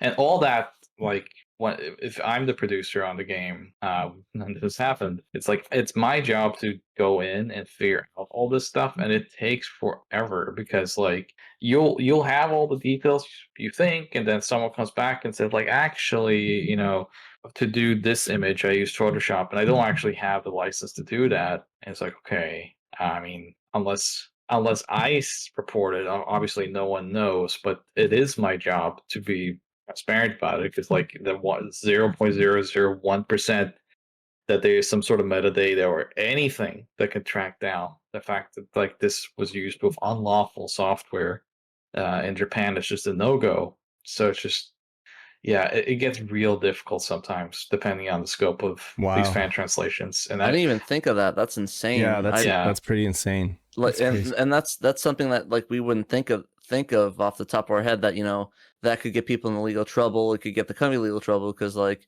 any little thing like that, they could.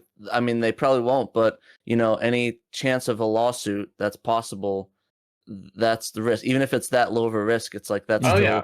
too high for mean- the lawyers there. It's like, no, Yeah. Mhm. sorry, we're not doing that. Mhm. especially for like fan translation of a software that came out 25 years ago on the Sega Saturn. It's like you want to put any, like, even a 0.001% risk on your company via this one, like, why? It just takes one lawsuit, and then Yeah. that's it. Your company's gone. It's like, I mean, and you have to, and there's also that, just all that stuff, like like you said, where the translation come from, because some of them use guides. It's like, what about there's plagiarism? Yeah, accusation. references, plagiarism, just like what is the quality of it? Like, who has double checked it? Who has edited this?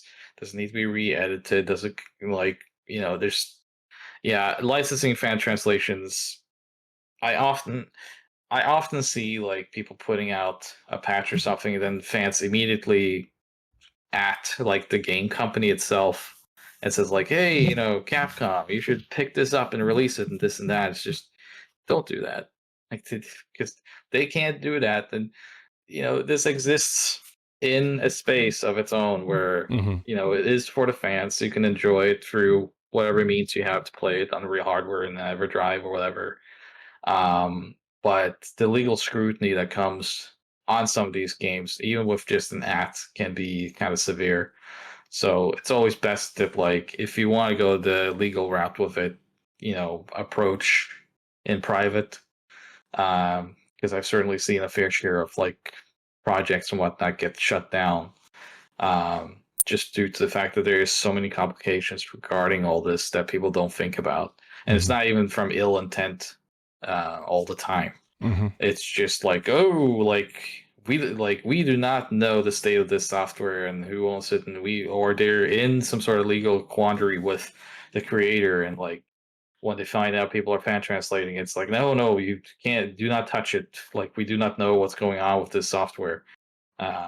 So it's just generally, I always suggest that keep the rights holders out of it until you have a proper avenue to pitch it.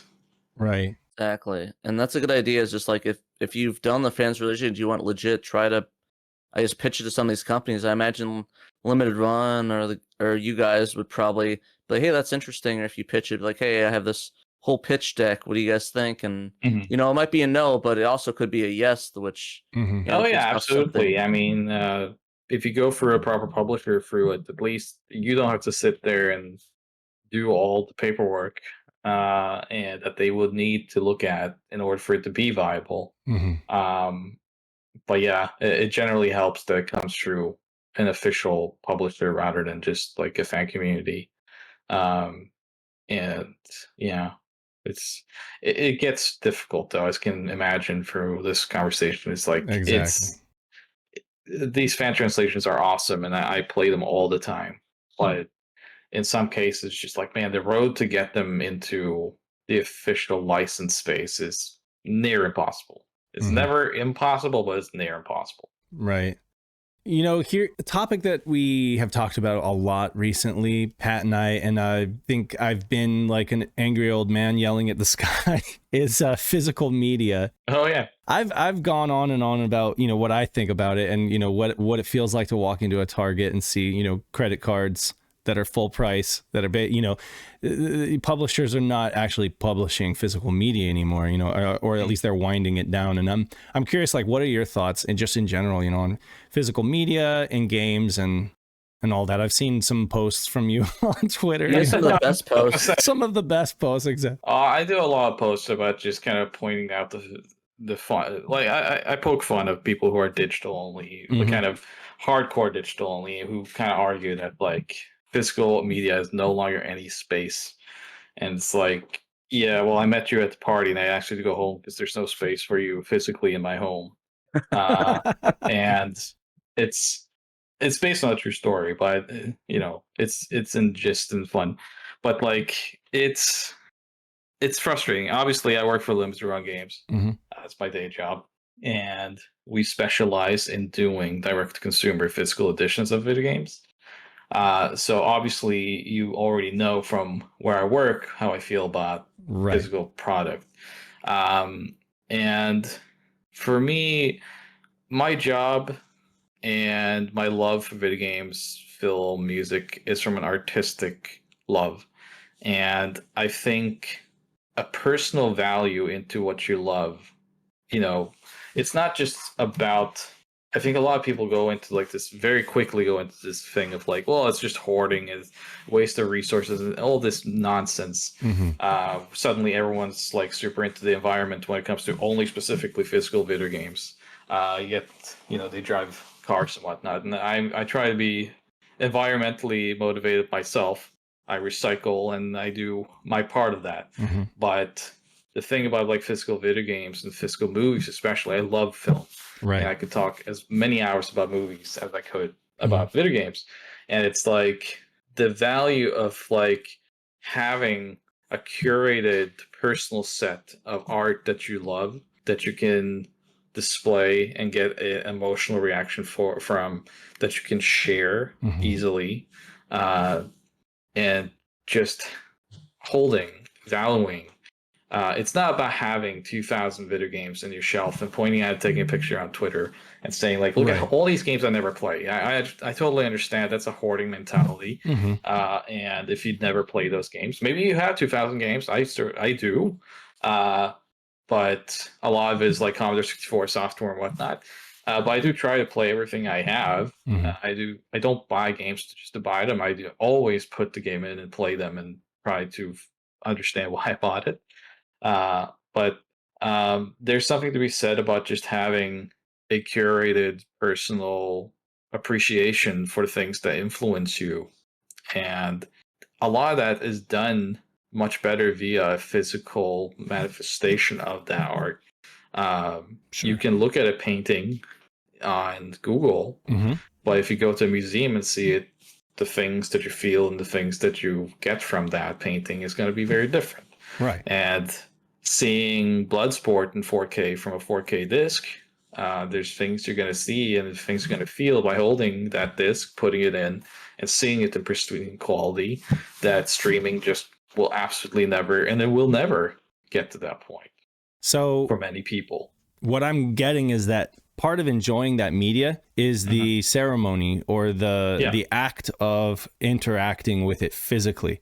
That it's not just the content that's going into your eye holes, but it's like just the way that you would put on a vinyl record and you would deliberately listen to the music. Not just something in the background, but something that you're deliberately doing because you want to interact with the music, It's so fucking frustrating too. Like you mentioned vinyl, and like I don't collect vinyl personally, and I get frustrated actually with video game music because everyone releases video game music on vinyl. Right. CD is the perfect medium for Perfect it. medium And for it. Yeah. It's just like it's so backwards. Yeah. But I don't say it shouldn't exist on vinyl. I love the fact that you can get video game music on vinyl because it's a big form factor, has beautiful art on it. You have liner notes that explains what went into the music, shit that you don't get in a digital space.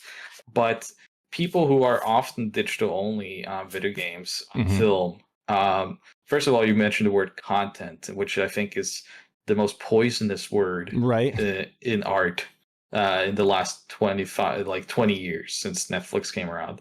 Because people now consume content. It's all about just, well, we created a season you can binge watch kind of halfway, and it doesn't even matter. It's even filmed in such a way that you can watch in like 2x speed and just it's just a matter that you're going to see like the middle act and then the cliffhanger, so that you're still kind of engaged and whatnot. I still don't And it's understand people that do that. That's insane. It's like, why would you Mhm. watch it? Just watch it at full speed. If you don't You like it, don't watch it. It's like, do they just want to be able to engage in water cooler it's just conversations so that they don't feel left out or whatever? But you're not really enjoying the art. not at all. It's so frustrating because like people will pick up vinyl with the understanding that like, well, I really like that album and I picked up vinyl because it sounds better for my vinyl player that's not properly hooked up and it doesn't sound better at all. Mhm. It's on like a And it's Crossley Cruiser, some stuff like that. Little record Well, muncher. I mean, an right. orchestral soundtrack that was recorded analog, it makes sense to put it on an analog format, but you're absolutely right. Like, so VGMDB, you had a hand in that, and that catalogs hundreds of Everything. thousands of game CDs, and a lot Right. of these CDs are actually really expensive because they're super rare, these pressings, Yeah. right? And so, yeah, a digital soundtrack makes sense to belong on a digital media, like a CD. Yeah. But still having the physical manifestation of it, like you said, having it. And I think it's cool that kids are even getting back into compact discs and stuff like that. There is there tape cassette and discs are seeing a resurgence. Mini disc, of course, recording your own soundtrack, kind of like you did with the tape cassette. Mhm. It's coming back. It's still niche, but it's coming back. But I mean, Because we've been screwed over the last few years too, right? Because yeah. like you had streaming take over and like over the top services, and we always knew it was going to crash, like, and Mhm. that value was going to go away, and it has. And now people are like, well, my kids still want to watch like SpongeBob, where I think it's probably still streaming, but like Right.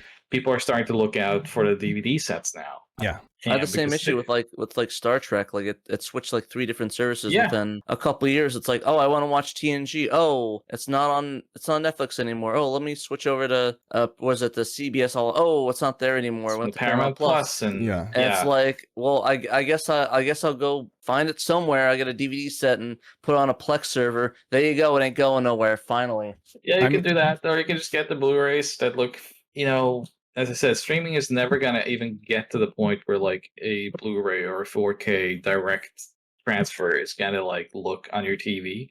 Mhm. So like, the colors are gonna be incredible, like no more crushed blacks, like, depending on which TV you have. But Right. like you're gonna have such a like incredible experience. And I've had people argue with me up and down. Like I can't even see the difference. It's just like it doesn't matter. And then you put on 4K Blu-ray of like John Wick, or I wish Speed Racer was on 4K, That just was because a that would great be movie. yeah, that Yeah. would have been a incredible showcase. But like you just see those colors pop. And it's like this reluctance, and then they finally just like, this looks way better. I Yeah, still it won't does. buy, Yeah. physical, but like, it looks way better. And I think with children, one thing that's really frustrated me is seeing this idea that like any physical possession is kind of meaningless now. We have to be mobile and minimalistic. And but as children, the reason why we have the memories we have is the things we held and the things that we Mhm. enjoyed. And we have an emotional, it's not just nostalgia, it's actual like emotional connections with these things. Mhm. And I think kids miss that. I think like I have nieces that I'd still give, physical movies to and physical games to now because they're getting into games. And I just see the excitement they have that it's actually something real. It's not just on their tablet. Mhm. And I see the difference in reaction. And I think it's being taken away a little bit. And this is not me saying like, oh, so just start showering them with physical trash, like just fill up their rooms with junk because that will make them happy. But kind of understand that like it's about creating bonds to specific things that make them happy, be it Peppa Pig or Bluey or whatever it is, Right. that actually kind of helps fill their lives with a certain sense of happiness that comes again and again. Mhm. And if you're going to come to me and say like, well, it's a waste of like resources and it hurts the planet and whatnot, like, I'm sorry, my dude, but like, we can still trade and reuse these plastics 40 years in. Like, I can still play my NES cards. They're still being reused. So I think it's just fine for me to have this reusable plastic Mhm. thing Mhm. Yeah, that's it's still like your Ford working. F-150 is gonna be doing more harm to the environment, my dude. Yeah, And that's gonna be gone faster doing than your your plus streaming games. streaming center with like all these like cooling towers around the Right. planet. My argument to those who say it's hoarding is just you don't have to own everything. No, You just don't have to buy all the things, you know? it's like an extreme. Focus on the things, like you use the word curated, and that's exactly what I think folks should do, is like find the things that really mean something to you, that you have a connection with, and focus on those things, because it's like the Marie Kondo, you know, does this spark joy? You hold something in your hands from your childhood, like a copy of Link to the Past or something, and you're like, yes, this is what a video game is, you know, and I stick it into the console. It's a physical thing. So that you're interacting with the game in more ways than just, you know, than just loading it up onto the eShop or whatever, or onto whatever streaming service while it's available, you know? And that's why, you know, I recently got Jesse a Genesis Mini to put in his room, you know, so he could have some kind of like physical way to play those games rather than just enjoying it through a download service, you know? And he's like, wow, Dad, it looks just like yours in the garage. Yeah. It looks just like your big Genesis, you know? But and I was like, yeah, you know, it's real, you know, I mean, and it's a way, you know, that he's able to play those games licensed and enjoy them, and it supports the company. So yeah. I say all this, and like, I don't know if this is a video podcast or whatnot, but like, I just moved, so like, this trash here is just moving trash. It is not me hoarding trash, but no, I feel that my room's kind of a mess right now as well. I have I'm going through some winter cleaning, so I have my GTX graphics card like sitting next to me, a 570. I'm just trying to clear out like just a bunch of stuff, and I guess that's the thing though, is that there's nothing. I don't know. I always found it more impressive, and I think Dave and I always say all killer, no filler. I find it more impressive to have like 300 games that you really like, versus 2,000 games that's like, oh hey, here's Madden 25. It's like, I don't care. Like full collector sets, and it's just like, yeah, I have the full library on like Genesis or NES. And it's like, all right, what's your favorite game? I don't know. Yeah, I haven't played that many of them. I mean, every once in a while, we both have to take a step back and kind of look at this and say, am I using this? Am I getting any joy from this? Am I not? Then there's probably somebody else out there who really would like to have this, you know, so pass it on, you know, and you try not to hoard too much, you know, like one thing I really love hoarding, I'm going to be honest with you, is just the hardware itself. I absolutely love proprietary computers, you know, you know, like the 3DO or the new GeoCD-Z, or the, I don't know, every little console, you know, is just this proprietary computer that plays its own bespoke software, and it has so much more appeal to me than just, you know, like a Windows computer. You know what I mean? Right. And that's the thing is, so the hardware, that I love collecting game hardware, and then, you know, the games as well, but I try not to get too crazy with the games, right? Because, you know, no, I'm with you though. There is a lot of filler on these. I love just weird hardware in general. Well, and like I wrote a book a few years ago about every wrestling game ever made, and I made a incredible mistake that I had to play them on real hardware before I could write about them. Oh god. So I had to like track down like a Super Cassette Vision and things like this and actually get it. I went to Japan quite a few times to like track down pachinko machines. Oh wow. It was a nightmare of a project for different reasons. It took almost 10 years to finish, which is great when it's a crowdfunded thing. It's like people are very patient. Right. But putting that awesome work into it, that's amazing. I don't think I'd be able to do the same for Saturn games. I think I would just like, okay, I'm a little setting that kind of a boundary on yourself, you know, is very ambitious, you know. So Jeremy Parrish has done similar stuff, you know, with his NES series and the Game Boy series. It's like got to be physical, even if he buys it just to capture all that footage and then sell it on, you know. He sells it off or donates to like museums and stuff. I mean, I work with Jeremy all the time. Exactly. He's fantastic, right? Fantastic resource. Absolutely. And but it's just, man, there's so much hardware people don't even think about out there, right? Which you'd think for like a book about wrestling games, arcade, Super Nintendo, like PlayStation 2, like a lot of people assumed it was just like, well, that's pretty straightforward. And it's just, no, there's like 800 games across like all these systems that people haven't even heard of. And I have to find them. This is before I got to know John Lemon, so it wasn't him pressuring me. Right. I was like this before his John Lemon. You were like this, yeah. So it was just like a thing where I just felt like I'm not giving an accurate rundown of this game unless I know how it played, and mostly came from like MAME, where I was playing games and it just had like audio cutouts and graphical issues, and I was just like, I want to know exactly what it was like to play this game. Well, yeah. Like, I need to play Raw 2 on the Xbox in its original form. If you take the Switch and its emulation of Nintendo 64, right? It's like, you can play the game, but man, you look at some of those comparison screenshots and you realize like how different it actually is on real hardware, you know? Like there's a lot of, and I mean, some people may argue that it's trivial. Those are the same people who argue that, you know, physical media is trivial, you know? Yeah, right. But it really is important, you know, for a preservation aspect. It's like people need to 100 years from now be able to look back and know about these things and understand what it was really like, you know? Yeah, because even in that little, as I said, like you'd think the genre of wrestling video games is pretty simplistic. It's just like, well, I guess they talk to some wrestlers and this, but as to like if you read through that book, it goes through every one of them chronologically, and you know there's so many stories within of how like people came into video games and this was their first game, or like there's so much historical content in this subgenre of sports game, and it's just like people really do not understand the amount of history we're losing on a daily basis by having this flippant kind of attitude towards it. And that kind of became the driving force because, you know, I wasn't like, I loved wrestling when I grew up and I still do to a certain extent, but like I wasn't like a huge fan of it by the time I started that book. But it just came from I had done some interviews at E3 over the years with like different people who all just happened to have worked on a wrestling game. And I was kind of intrigued because they generally didn't seem like it, including the guy who made NBA Jam.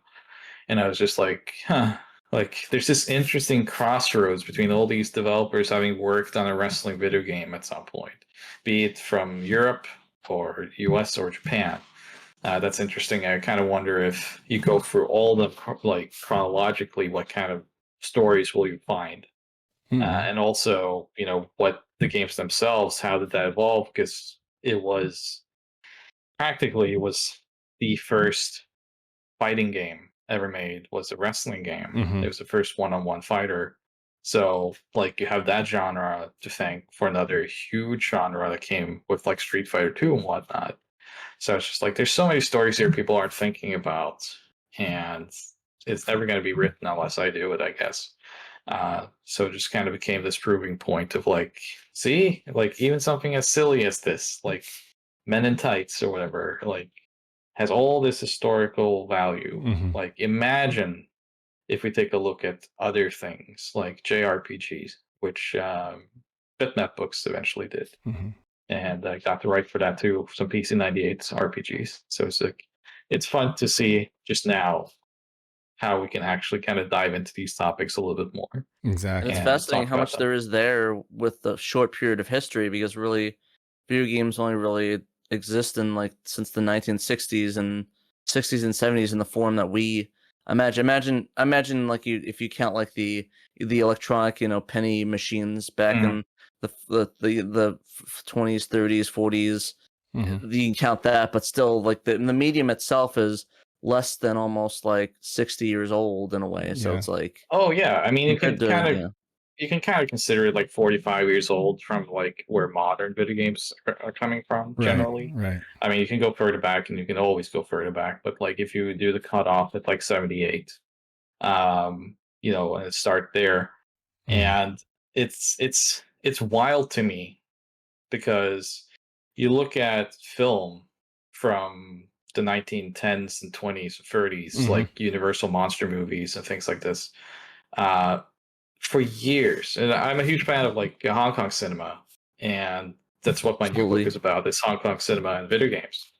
And Hong Kong saw their films as completely disposable. It was just for the theatrical run, and then that was like that. No one cares about this, so very little was preserved from Hong Kong cinema well into like the late 90s. They were still destroying film because they were just like, it's crazy. You know, the stock it's not worth anything. Right. And with video games, it's the same kind of thing where like we're just discarding it as as trivial. Yeah. But much like film, we go back now and we look at Bela Lugosi movies and such as extremely historical relevant And to influential. how film, Yeah.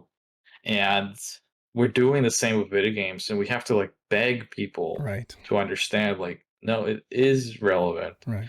Like, this is historical, regardless of how you feel about it. And people still just like, it's just a video game. And these are the people playing video games saying that. It took the film industry years, decades to take itself seriously enough where it didn't consider things frivolous. And now it's like they have, systems and methods for everything. And there are warehouses of props that are from films that were shot, 50 or 60 years ago that might end up being used again in a film later on. You never know. It's like, and so now they have that kind of appreciation, at least, established, where it's like, okay, everything is kind of going to be important. You can't know what it's going to be used for later. And so in the game industry, you had trade shows with like these just amazingly elaborate setups, like E3, they would have all these facades built and the Nights into Dreams thing flying through the rings and stuff like that. And that probably ended up in a dumpster in the back or something like that. It was like, well, we don't know where to put it now, so toss it in the dumpster, unless you were mindful enough, had the wherewithal to go dumpster diving back then. It's like a lot of that stuff just ended up in a landfill, and it's crazy. I think the industry is finally self-aware enough now where it's like, okay, we have to. You'd think that, but no. Not even there yet. No. I mean, Nintendo still was suing people, like doing DMCA's on people selling Nintendo kiosks and stuff. So I mean, that's one thing, but like Nintendo in itself is probably the best preserver in the industry, because they still keep like they kept their source codes like archived proper since their inception, basically, as a video game company. And I've worked on games that were made in the 2010s where the source code no longer exists. And you look at other games from Japanese developers too, like, I mean, Sega is a big one, right, with Panzer Dragoon Saga, where that just doesn't exist. It's like, why doesn't it exist? Because it was completely disposable. The game came out and who cares? And it's just really frustrating that we don't have this mindset that this is worth keeping. That's just a matter of like, it's not relevant to me, therefore it will never be relevant to anyone else, which I think is a lot of people's way of thinking these days. Yes. And it's so quick that changes, where it's like, I wish we had that. Not just in video games, but in everything, where it's just like, we really should have kept that. We really should have, yes. Yeah, I mean, even we at SHIRO keep all our stuff. I mean, Dave, it was funny the other day, Dave wanted to remaster, was it the Sega Lord X podcast, right? And like get audio from that, and it's like, oh yeah, here's the raw I kept on my hard drive, and it's like, from years ago, I'm like, yeah, we wanted to remaster it because it was so bad, like all the noise and the distortion, it was so bad I couldn't re-release it as it was, but Pat actually kept the raw audio file, so we were able to like re-upload it. Yeah, so, and it is like, I realize that storage it's not free, I mean, it takes up a lot, and that's a concern for these companies. But yeah, like realizing that this stuff is not frivolous, that it is history, and that there's always going to be someone who cares, especially down the road, and that it needs to be preserved it's kind of like it's a huge thing. It's a huge thing that a lot of people have to fight for in this industry. Oh yeah,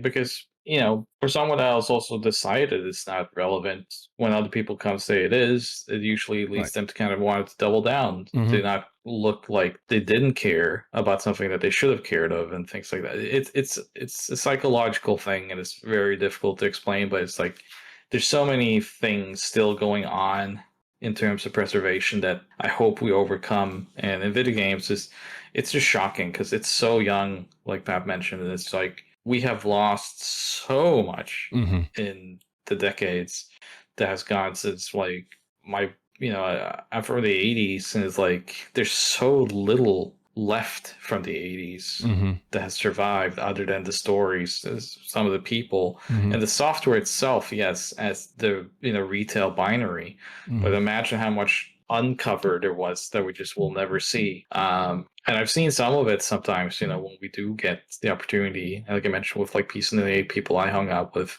I got to see a lot of the stuff that they worked on that never people got to see. Right. And it's like, but it was not, to them, it's not interesting. It's just like, why do you want to see all this? It's like, because totally baffling to me that this even happened.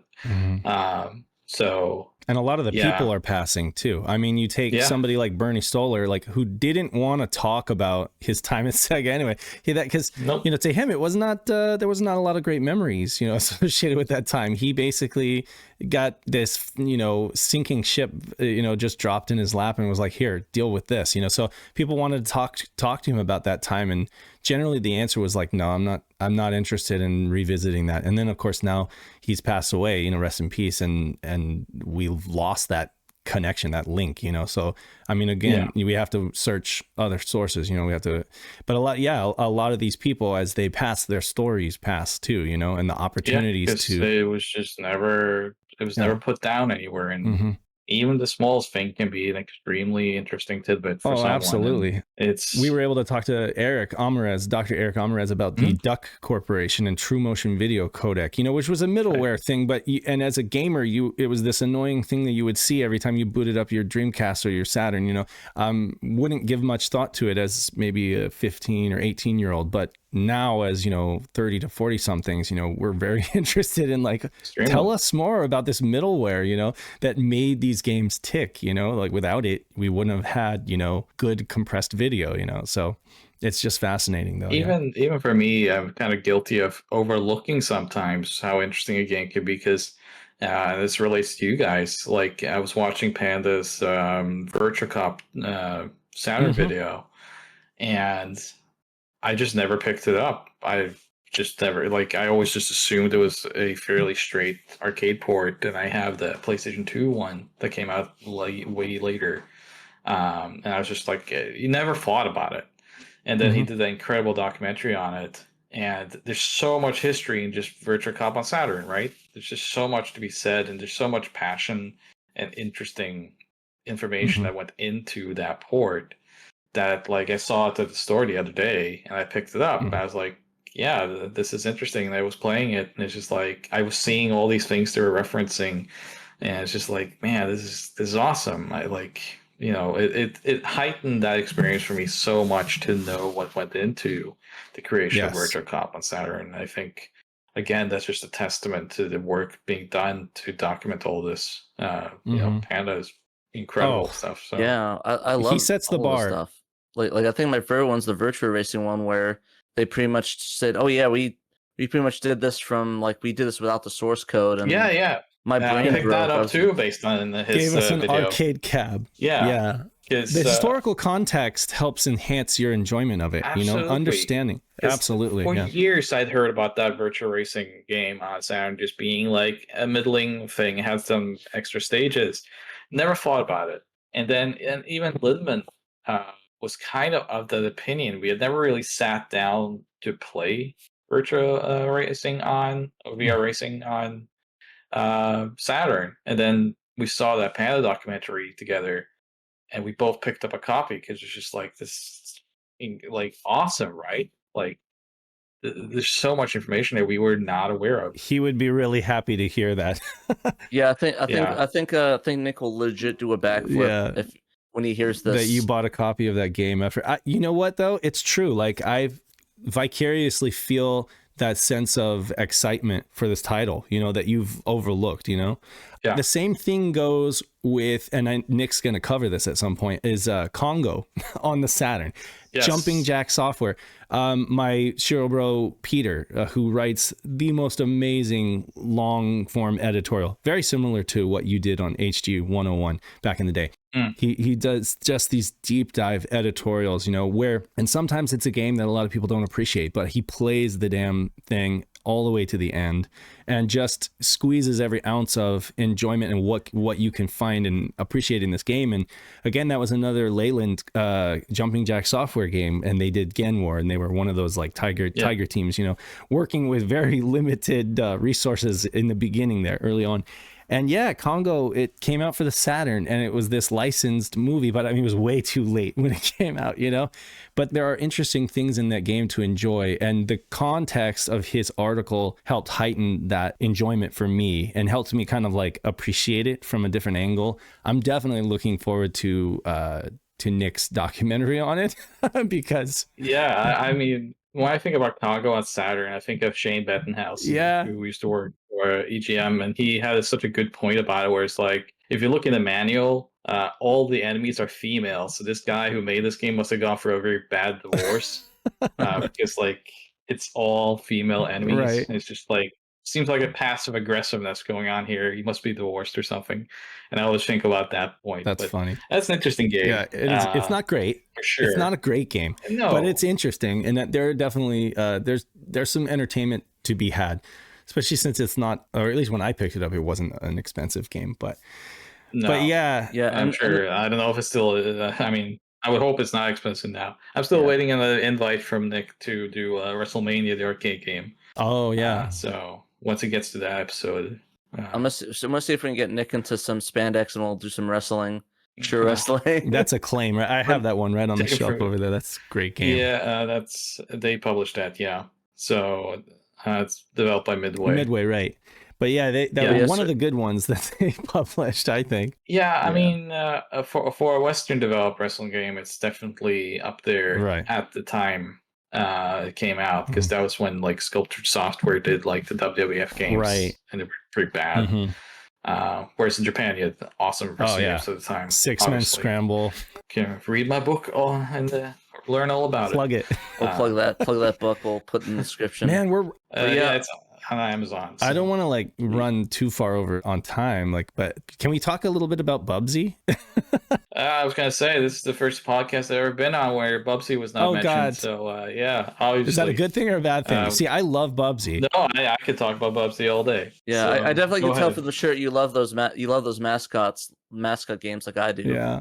So I generally have an appreciation for mascots. That's not why I love Bubsy, but I do think that like the exploration of like attitude and personality in a character in video games is very interesting for the 90s, and it certainly made them in some cases memorable, in some cases not, but I do always give them a chance, because if anything, they're approachable platformers. So even if it's Chester Cheetah or whatever, at least I can just pick up and play it, which is not always the case for any given game. Gotta respect Cool Spot. Yeah, there were so many attempts to try to like hit on the next home run, you know, and so many of them were failed, like one-hit wonders, you know.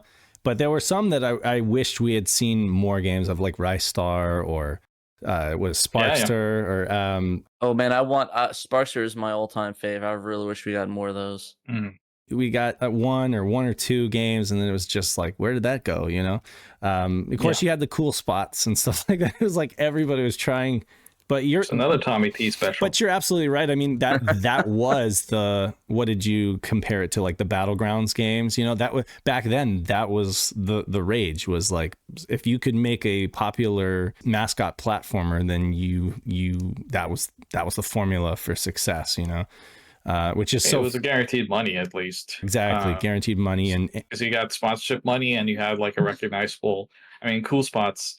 I mean, Cool Spot is. That is a stretch. That's man. A stretch. Like how anyone looked at the 7-Up can, it was like, that red dot. Let's put sunglasses on him. Right, and it's like, good too. It's like crazy. It's well, it was a commercial. It was in the commercials first, right? I mean, didn't they also try to make a California Raisins game or something like that? Yeah, that was Capcom on NES. Yeah. That's unreleased. Unreleased. The prototype's out there. Right. And then you have Fido Dido, right? Which also got a canceled game, I think. Yeah. I mean, even the President's Cat got a canceled game. That's a mascot. Socks the cat. But I mean, like Willy Wombat on the Saturn. It's like so. I mean, like, but for all the ones that were like that, which kind of went way under the radar, Bubsy was actually really prominent. I remember, at least. I was a young kid. I went to Toys R Us. I saw Bubsy on the Genesis, and I enjoyed playing it. I thought, wow, this is incredible. Like, I actually thought it was actually quite good. And we never got a copy of it, but I definitely played it at friends' houses and stuff like that. So It was so when it got, you know, sequels, it just kind of went down. It just kept going downhill from there. Yeah, that is the problem, right? Because like so, and we did that video on Bubsy, and Right. it's very special to me because that's the first DF video I ever did. That's and it was right, yeah. a bad time in my life, and you know it was done therapeutically, no joke. I mean, it was something where John had gotten to know me. He knew a little bit of kind of like what I was going through, and he was just like, what could help? And it was like Bubsy. Nice. Uh, but but that first game is a labor of love, and it's not. I think why the reason why people remember it and why it actually kind of persevered over, say, Oscar on the Amiga, is that there was an intent of creating something from a genuine place, and it took inspiration from all these things, which Cartoon Network had just kind of started becoming a thing, and you had this very animated character with this 90s attitude. Earthworm Jim came shortly after and kind of also reflects that kind of Nickelodeon type of Ren and Stimpy. Whereas I think Bubsy lands a little bit in the between that. And, for what it is, it's not the perfect game or anything, but it's it's a platformer with heavy amounts of exploration, fairly snappy controls. And as long as you just don't hold the run button, much like a Sonic game, down, you can navigate that fairly vast space pretty openly, which was very different for the time. It was some akin to like a Super Mario World, where in the video we talk about how there's always a higher path, a middle path, and a lower path in that game, which all provide very different sets of challenges. And so that first game is, I'd say, it's very good. Yeah. The problem was that, like with the sequels, the original creator was no longer really involved, and there was this. That's where the cynicism comes in from a lot of people, where like they were doing this TV pilot, which is something. It is something. And yeah, and then you have like the sequel, which is kind of strung together by a lot of ideas that don't really work. And platforming is secondary. And then you have Bubsy 3D, which came out after Super Mario 64, and the things that have been said about that has been said. But I will say that if you play that now, it is far from the worst game even in the PlayStation library. I'd play that over The Crow. Yeah, it's slightly annoying and whatnot, but it scales up real well because it's all flat shaded polygons. Yeah. So I mean, honestly, it's because it came out after Mario 64. Because it's true that nobody really knew how. Yeah, you had to throw the book out and learn again, because a lot of people were like 2D artists, 2D games, and then it's like, okay, we're doing 3D now. Everything has to be 3D. But wait, we didn't go to school for this. Let's learn as we go along, and nobody really knew.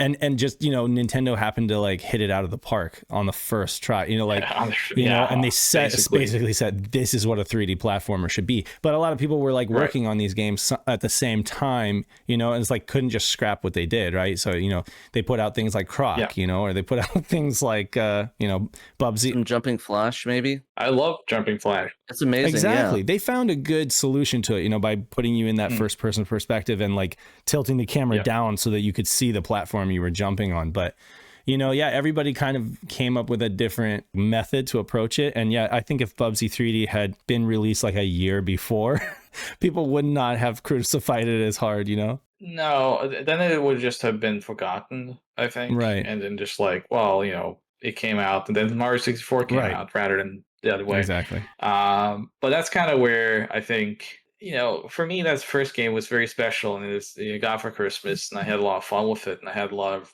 reverence for the character. And then the sequels came out, and I acknowledged that they're not very good, but there was this weird kind of pile up on the internet happening, where it was just kind of like, it's the worst games ever made, most annoying characters. Like, have you played Awesome Possum at any point? Because like, you want to talk annoying, that's one of them. And I think a lot of it is just like people watching videos or watching so I think I remember G4 did something back and they talk about how bad Bubsy was, and I think that really didn't help out that case at all. Yeah, and it's that same story that happened with a lot of game. I mean, you even saw it with Castlevania 2 Mm-hmm. when James Rolfe started doing his video series. Oh yeah, AVG. I remember, and I at the time when James Rolfe made that, I understand. Like, I met him a few times, and he's a fairly nice guy, and I think he's fully aware of kind of like, from his standpoint, I was just making a video character kind of thing, Mm-hmm. and then people took it very seriously and Yeah, I thought never like, really get that. Like people watch it, it's like, yeah, he's not serious about these games. He's just like I mean, if you see his background, he's just like a movie maker, so he's just making a character, It's portraying entertainment, it. right? yeah, I mean, there is some truth nuggets there here and there, but I mean, it's not like he like thinks sure, it's sure. awful. But people would treat it like a review, though. Like, and then they would like accept that carte blanche as like, okay, well, this is a bad game. And then because... so there was this like, you had to have that conversation again that like, this isn't a bad game. It's just that a comedy character said it was bad, Right. and people didn't, I guess, lost the ability to read comedy. And I think Bubsy kind of went through that, a lot of that same stuff where you had a lot of these editorial contents where it was just always listed as like the worst mascot this bad, because it was the recognizable one. It was just something that catched your eye, which is more of a perk of Bubsy's design than anything, is that like you recognize him and immediately know who it is. Whereas, I could throw like Brian the Lion on Amiga, using a lot of Amiga comparisons here, but like I could throw that on screen and most people would just be like, what the fuck is that? So, I think that really hurt it. And for me, I was just like, I really enjoy this character. I don't know what people are talking about here. And the Bubsy thing started long before DF Retro. I'll tell you that. Like, even when I was at Destructo and stuff, people knew me as kind of the Bubsy defender. And I always worn that badge for pride. Still do. And I think, honestly, I was able to kind of resurrect that brand's value a little bit with that video, because I do remember that like there was suddenly activity behind it again after that. I don't know, like it's just interesting to think about this, like bad, like people consider how people think what bad games are. I mean, you had like, I think one of the big things that'll perpetuate a lot of like the games that really got no like real chance is like stuff like G4 saying, oh, all these gunman games are trash, these anime trash games, or it's like that, or like these like the games like, oh, the shoot 'em up, it's 2D shoot 'em up, 2 out of 10 or something. And it's like, remember 2010-ish, like suddenly Japanese games were just blanket bad. Like even people reviewing them officially were just like, well, Japanese developers don't know how to make games anymore. And then just like that was the argument for the game being bad. Thank you, Phil Fish, for perpetuating that a bit more. I really appreciate it's not that. just him. I mean, honestly, that is the most like blatant example of something like that. But I think he was like, if anything, he was influenced by the general conversation that was happening in video games, because this was also something that was being pushed a lot by a certain engine provider in the industry, just saying like, it's archaic to make your own engines and do all that groundwork again and again. Just use, certain engines made in the West that like trivializes all that and makes all of those games look the same and feel the same. And yeah, great. Was it the third person, over the shoulder, grayish? right? Was it the background stuff? I don't know. It's even like I think Japanese developers tried that as well and didn't really pan out. Like I forgot the one game that was like that. I forgot what game was it had that same sort of Americanized look, and it did really, really badly. I'll have to look it up. I forget the name of it. Yeah. It makes me wonder, like, that over the shoulder thing. Where did that come from? Yeah. It certainly didn't come from a specific Japanese series, from a specific Japanese designer, right? So, like, all these things, all that groundwork that was actually laid over in Japan, was just discarded in 2010. So it was, God, that was. We're supposed to talk about Bubsy, but I'm frustrated now. I mean, it's fine. It was a really bit. I think that era, like the really late aughts and like the early 2010s, were just really a really dark time for. Well, I wouldn't say dark time. It's like a downturn of people that really enjoy Japanese gaming and stuff like that. It felt more like a product than an actual experience. Like it's like, oh, right, play the new Call of Duty, or play the new Gears of War, and those games aren't bad, but still. Right, but you had hugely inflated budgets and bloated gameplay designs that didn't jive with where they were coming from in their design philosophies, and they struggled during Xbox 360 and PS3 to kind of what people say are catch up. I mean, we've scaled back again now, where PS4 started scaling back to a simpler design method because the PS3 era is real rough now. You go back to that, it's just like I never go back to that era much. Play games because just I don't enjoy them, and there was this real villainization of Japanese video games happening at that time. That's when I started really working in the industry as a producer and localizer. And I remember there was a girl from, I think she was working for Kotaku at the time. I don't think she's there anymore. But I had an interview at E3 because I was working on a game that was coming out, and we had just signed. It must have been 2014 or 13, but we were putting games out on PS4, I think. I'm trying to kind of remember which game it was, but I was being interviewed about localizing Japanese games, and I got into the room. It was a small room at E3 near the toilets back by the West Hall, and I sit down, and I think her name was Patricia. I might be wrong, but I think that was her name. And the first question she had for me was just like how I defended all the pedophiles in Japan making video games, and I was just like, "Whoa, that's a bit loaded." yeah." Patricia Hernandez. It might be.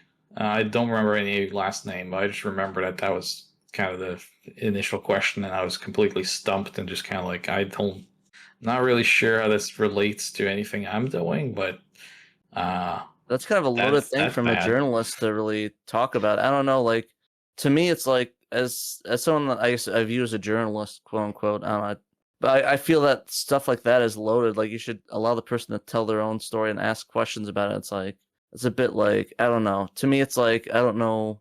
Like what do you do with that question? It's like well, I couldn't even answer it until like it was straight up just these kinds of questions. It was just kind of like, very culturally pointed questions about things that I wasn't even like, I don't know. Like, I really don't know how this relates to what I'm working on, but that sounds bad.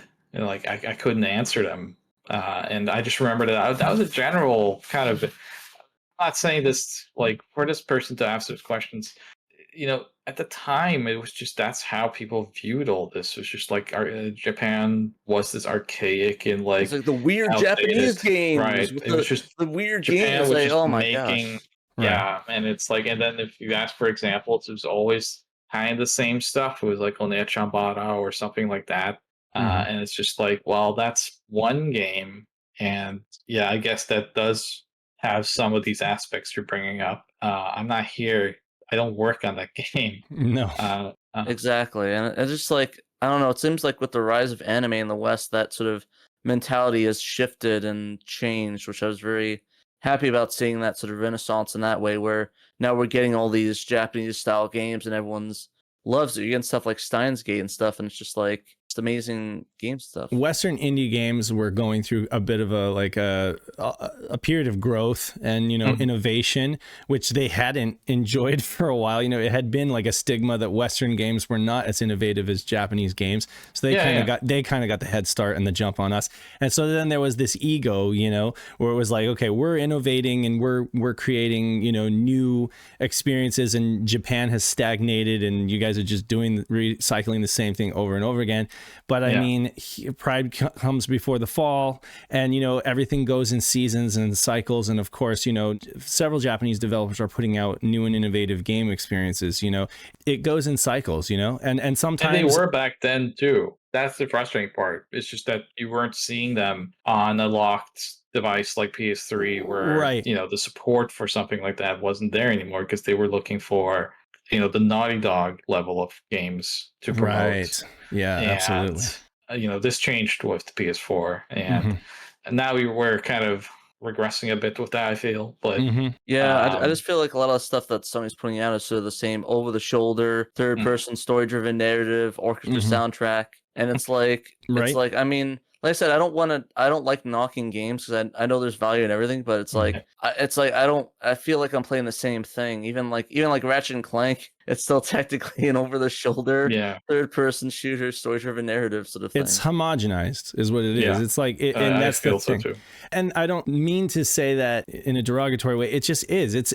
Let's be honest. The game industry is so much about the money. It's so much about the shareholders. It's so much about being profitable. And when you can continue to churn out something that is safe and you know is going to sell, from a business standpoint, it's hard to go the other way. You know what I mean? But the fact is, video games are art, as cliche as that sounds, as whether people want to accept that or not. I mean, video games, especially for the people making them, it's art. And of course, Nick said it best in his most recent Sega breakdown videos that, art is crushed by capitalism, Yep. That's the age-old story. And it doesn't matter if we're talking about music or if we're talking about Andy Warhol. It often crushes the spirit of artists. Video games are a medium to express several things, stories, emotions, music. It is a medium for delivering art. Yeah. It is art, but yeah, it's been homogenized by the industry for sure. And I mean, we saw that coming. That was, it was a build, the teams get bigger, the budgets get bigger, Yep. And now it's all crumbling again. I looked at a shelf of Switch games, just like a massive at one of the retro game traders in Portland. I was like, they stuck their claim to like having every game in stock. I was just like, well, everything here that I actually want are all like indie games, published by small little mom and pop publishers, like Limited Run. I mean, even though you guys are pretty big for what you do, still small by comparison. Yeah. And it's like everything here that's like creative and innovative is like done by small little indie devs, because that's where the art is still happening, like, and every experience can, you can get a bunch of different crazy risk taking experiences. Oh yeah. And I mean, credit to Limited Run on this too, because like when I joined, it's easy to look at Limited Run and kind of think of the larger releases that they have done partnering up with people. And we just did Persona, for example. Yeah, Right. no, I was going to bring that up. I think it's interesting that now studios are relying on you guys to release some of those games physically. Yeah. In a way. It's direct to consumer and good consumer relations, right? So, but also, I had projects I wanted to do as a producer and slash designer. And one of the ones that, they let me do, and that's been announced, is our set, which is the CDI Zelda. Right. Super excited for that. I am ready. Happy. Day one, gonna play that. That looks so good. And that was just something I came in the door with, with Seth Fulkerson, who's the developer of it and the lead designer. And it was just, for Limited Run to look at that, it's like, you want to do a spiritual successor to a CDI game? And it's like, for a company, they didn't need to, they could well be past that in some ways. But, Josh Fairhurst was just like, this is an awesome idea. The execution is awesome. I want to be involved with this. So even there's still an opportunity to do art, because like you said, for me, it is a medium to do art. And this is it's a game with hand-drawn backgrounds and then cutscenes done the same way that it was done on the CDI. And it's kind of like taking the good ideas of what they were trying to do at the time and actually executing them on hardware that can't do it.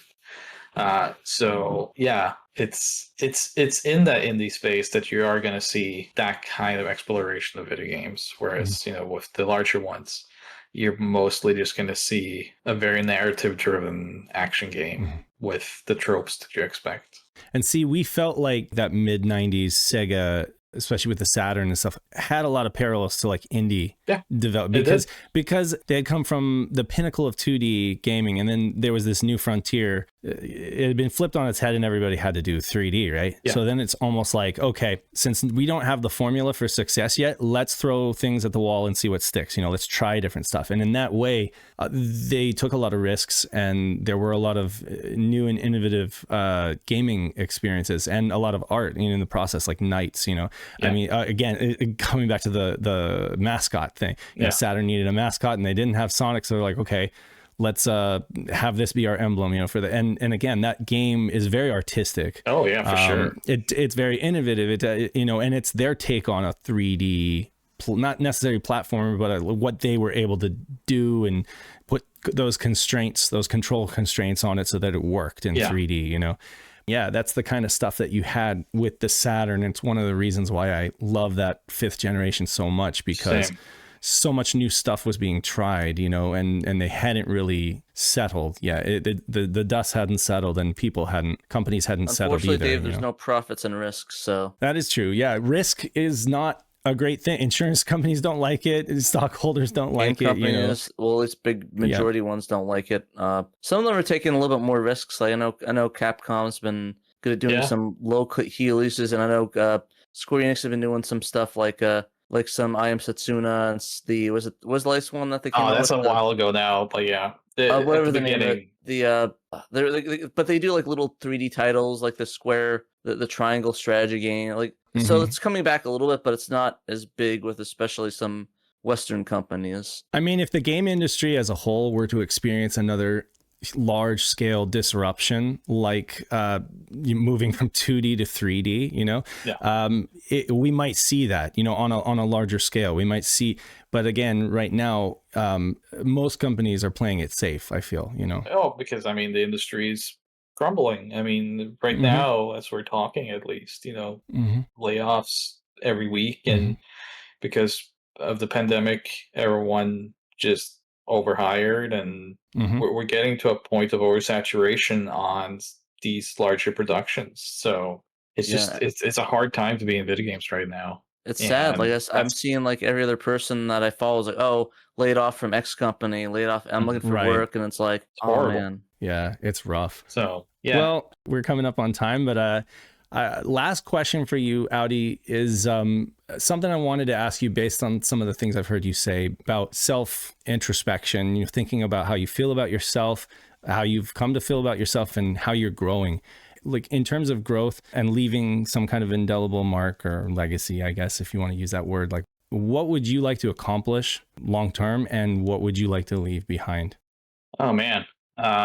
Even if it's like a small thing, I'm just curious, like, or is that not even something that you've completely So I grew up in Norway, and there's a social norm there. It's just like everyone's the same, no one's special, and I very much kind of grew up under that kind of mantra that, like, you know, we're all fairly equal, and I think so. And generally you know, I went through a pretty bad period in the 2010s, where I felt like I had peaked and I had nothing left to provide.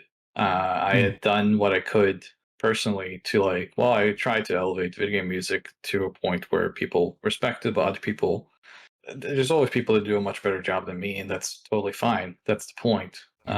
Opening a door is what I want to do, but other people can go through that door and run with it. Generally, what I always wanted to, and what still kind of stands as what I want to accomplish, is that I just want, once I'm gone, I just want people to reflect and say, like, well, I was happy I met him. I was happy that I got to meet him, and, you know, I got something out of it. And that's kind of how I've approached video games that I worked on as well. It's just, I really wanted, you know, we talked about our set just now, which is a game that I've been involved with design, producing, and writing for. So I've been very involved with that. It's been many, many years since I was that involved with a video game.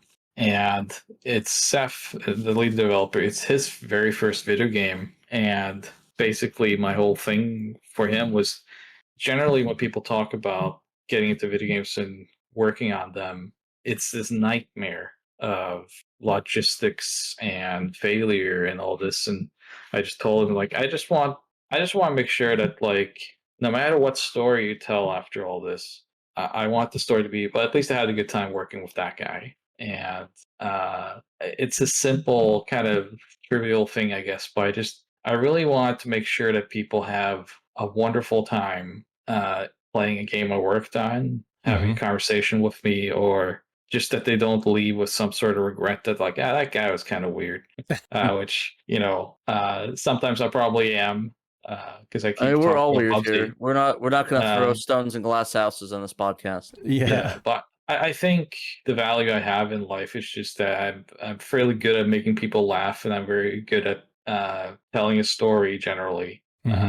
So I just want to leave behind a very simple story of myself being someone that people appreciated having met and having worked with, or having enjoyed a product that I put out, be it a book, a game, or what have you. I have very little in the way of ego or any sort of inspirational words.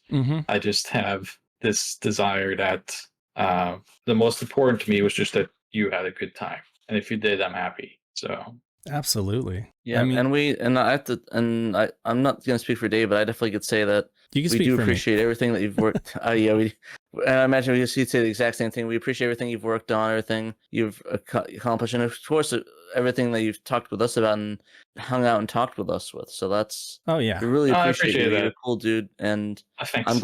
I'm personally glad that we have you in our lives. We're able to talk to you. Absolutely. Like, I mean, I consider myself lucky that I now have a relationship with you. You're a great guy. I mean, John, you guys are so down to earth and so easy to talk to, and you know, are willing to let us ask questions, and you have a lot of history and expertise to draw from. So, I mean, to us, it's very invaluable, you know, and it's very important that we preserve these stories and that we are able to pass this stuff on to our listeners too. So we're really thankful to you for talking with us for 3 hours. Yeah, Thank I really you. appreciate that. It means a lot to me. And I mean, when it comes to John Lemon as well, I mean, that's one of the reasons why we're such close friends, is that I Yes. think we share a lot of that mentality. And I mean, we're very human in our different ways. So I really enjoy that aspect of people. It's just vulnerability is a wonderful thing, isn't it? So I feel that. It's what allows you to kind of break down walls and build relationships. It's the most wonderful thing that I've experienced in my time doing this with SHIRO, is just building relationships and meeting new people, you know? Yeah, that's the most important part of it. I can't wait to see you again next year at PRGE, or I don't know, maybe it's somewhere else we'll run into you. Hopefully sooner somewhere, right? But Pat might have plans to go to Gamescom. I don't know. You still do that every year? Yeah, I still go to Gamescom. Go there every year, and hopefully, I'm talking with PRG now, but I'm hoping that the very first DF Retro panel could happen at PRG with both me and John in person. That would be amazing. Yeah, we will be front row, first person there. Dave, I'll speak for Dave on this one. That's right. Me and him front row, right there. I'll bring the popcorn. You guys, so yep. Let's see how, by all means, put the request in towards Purge. Let them know that you want me and John there, and we'll see what happens by this time next year. But I'm hopeful that could be the venue for our first live panel together. Well, I'll talk to Gerald about it right now. I'll send him a message. Please do. I'll be like, hey, you've got to get these guys on, you know? Yeah. And we're in talks about maybe doing a Sega room. So if you guys want to chill there too, we'll figure something out. I'm sure if John could be flown in for this event, I think the idea would be to maximize our time there and do as many things we could with as many partners. So I'm hoping we could because I think Purge is the perfect place for it. Honestly, it is my favorite retro game convention, and by saying that, if any of the others are listening and you want to put that to the test, I'm on feel Expo. free to invite Where you us. at? But so far my greatest experiences in the retro gaming space when it comes to conventions has been Purge. It's just a great event. A lot of fun. I really enjoyed it. It was wonderful meeting you there in person, and it's been great having you on the cast. And for everyone listening, this has been SaturnDave TraynoCo and Audi, reminding you that you must play your Sega Saturns. Play Sega Saturn. And we will catch you guys later. Thanks for listening.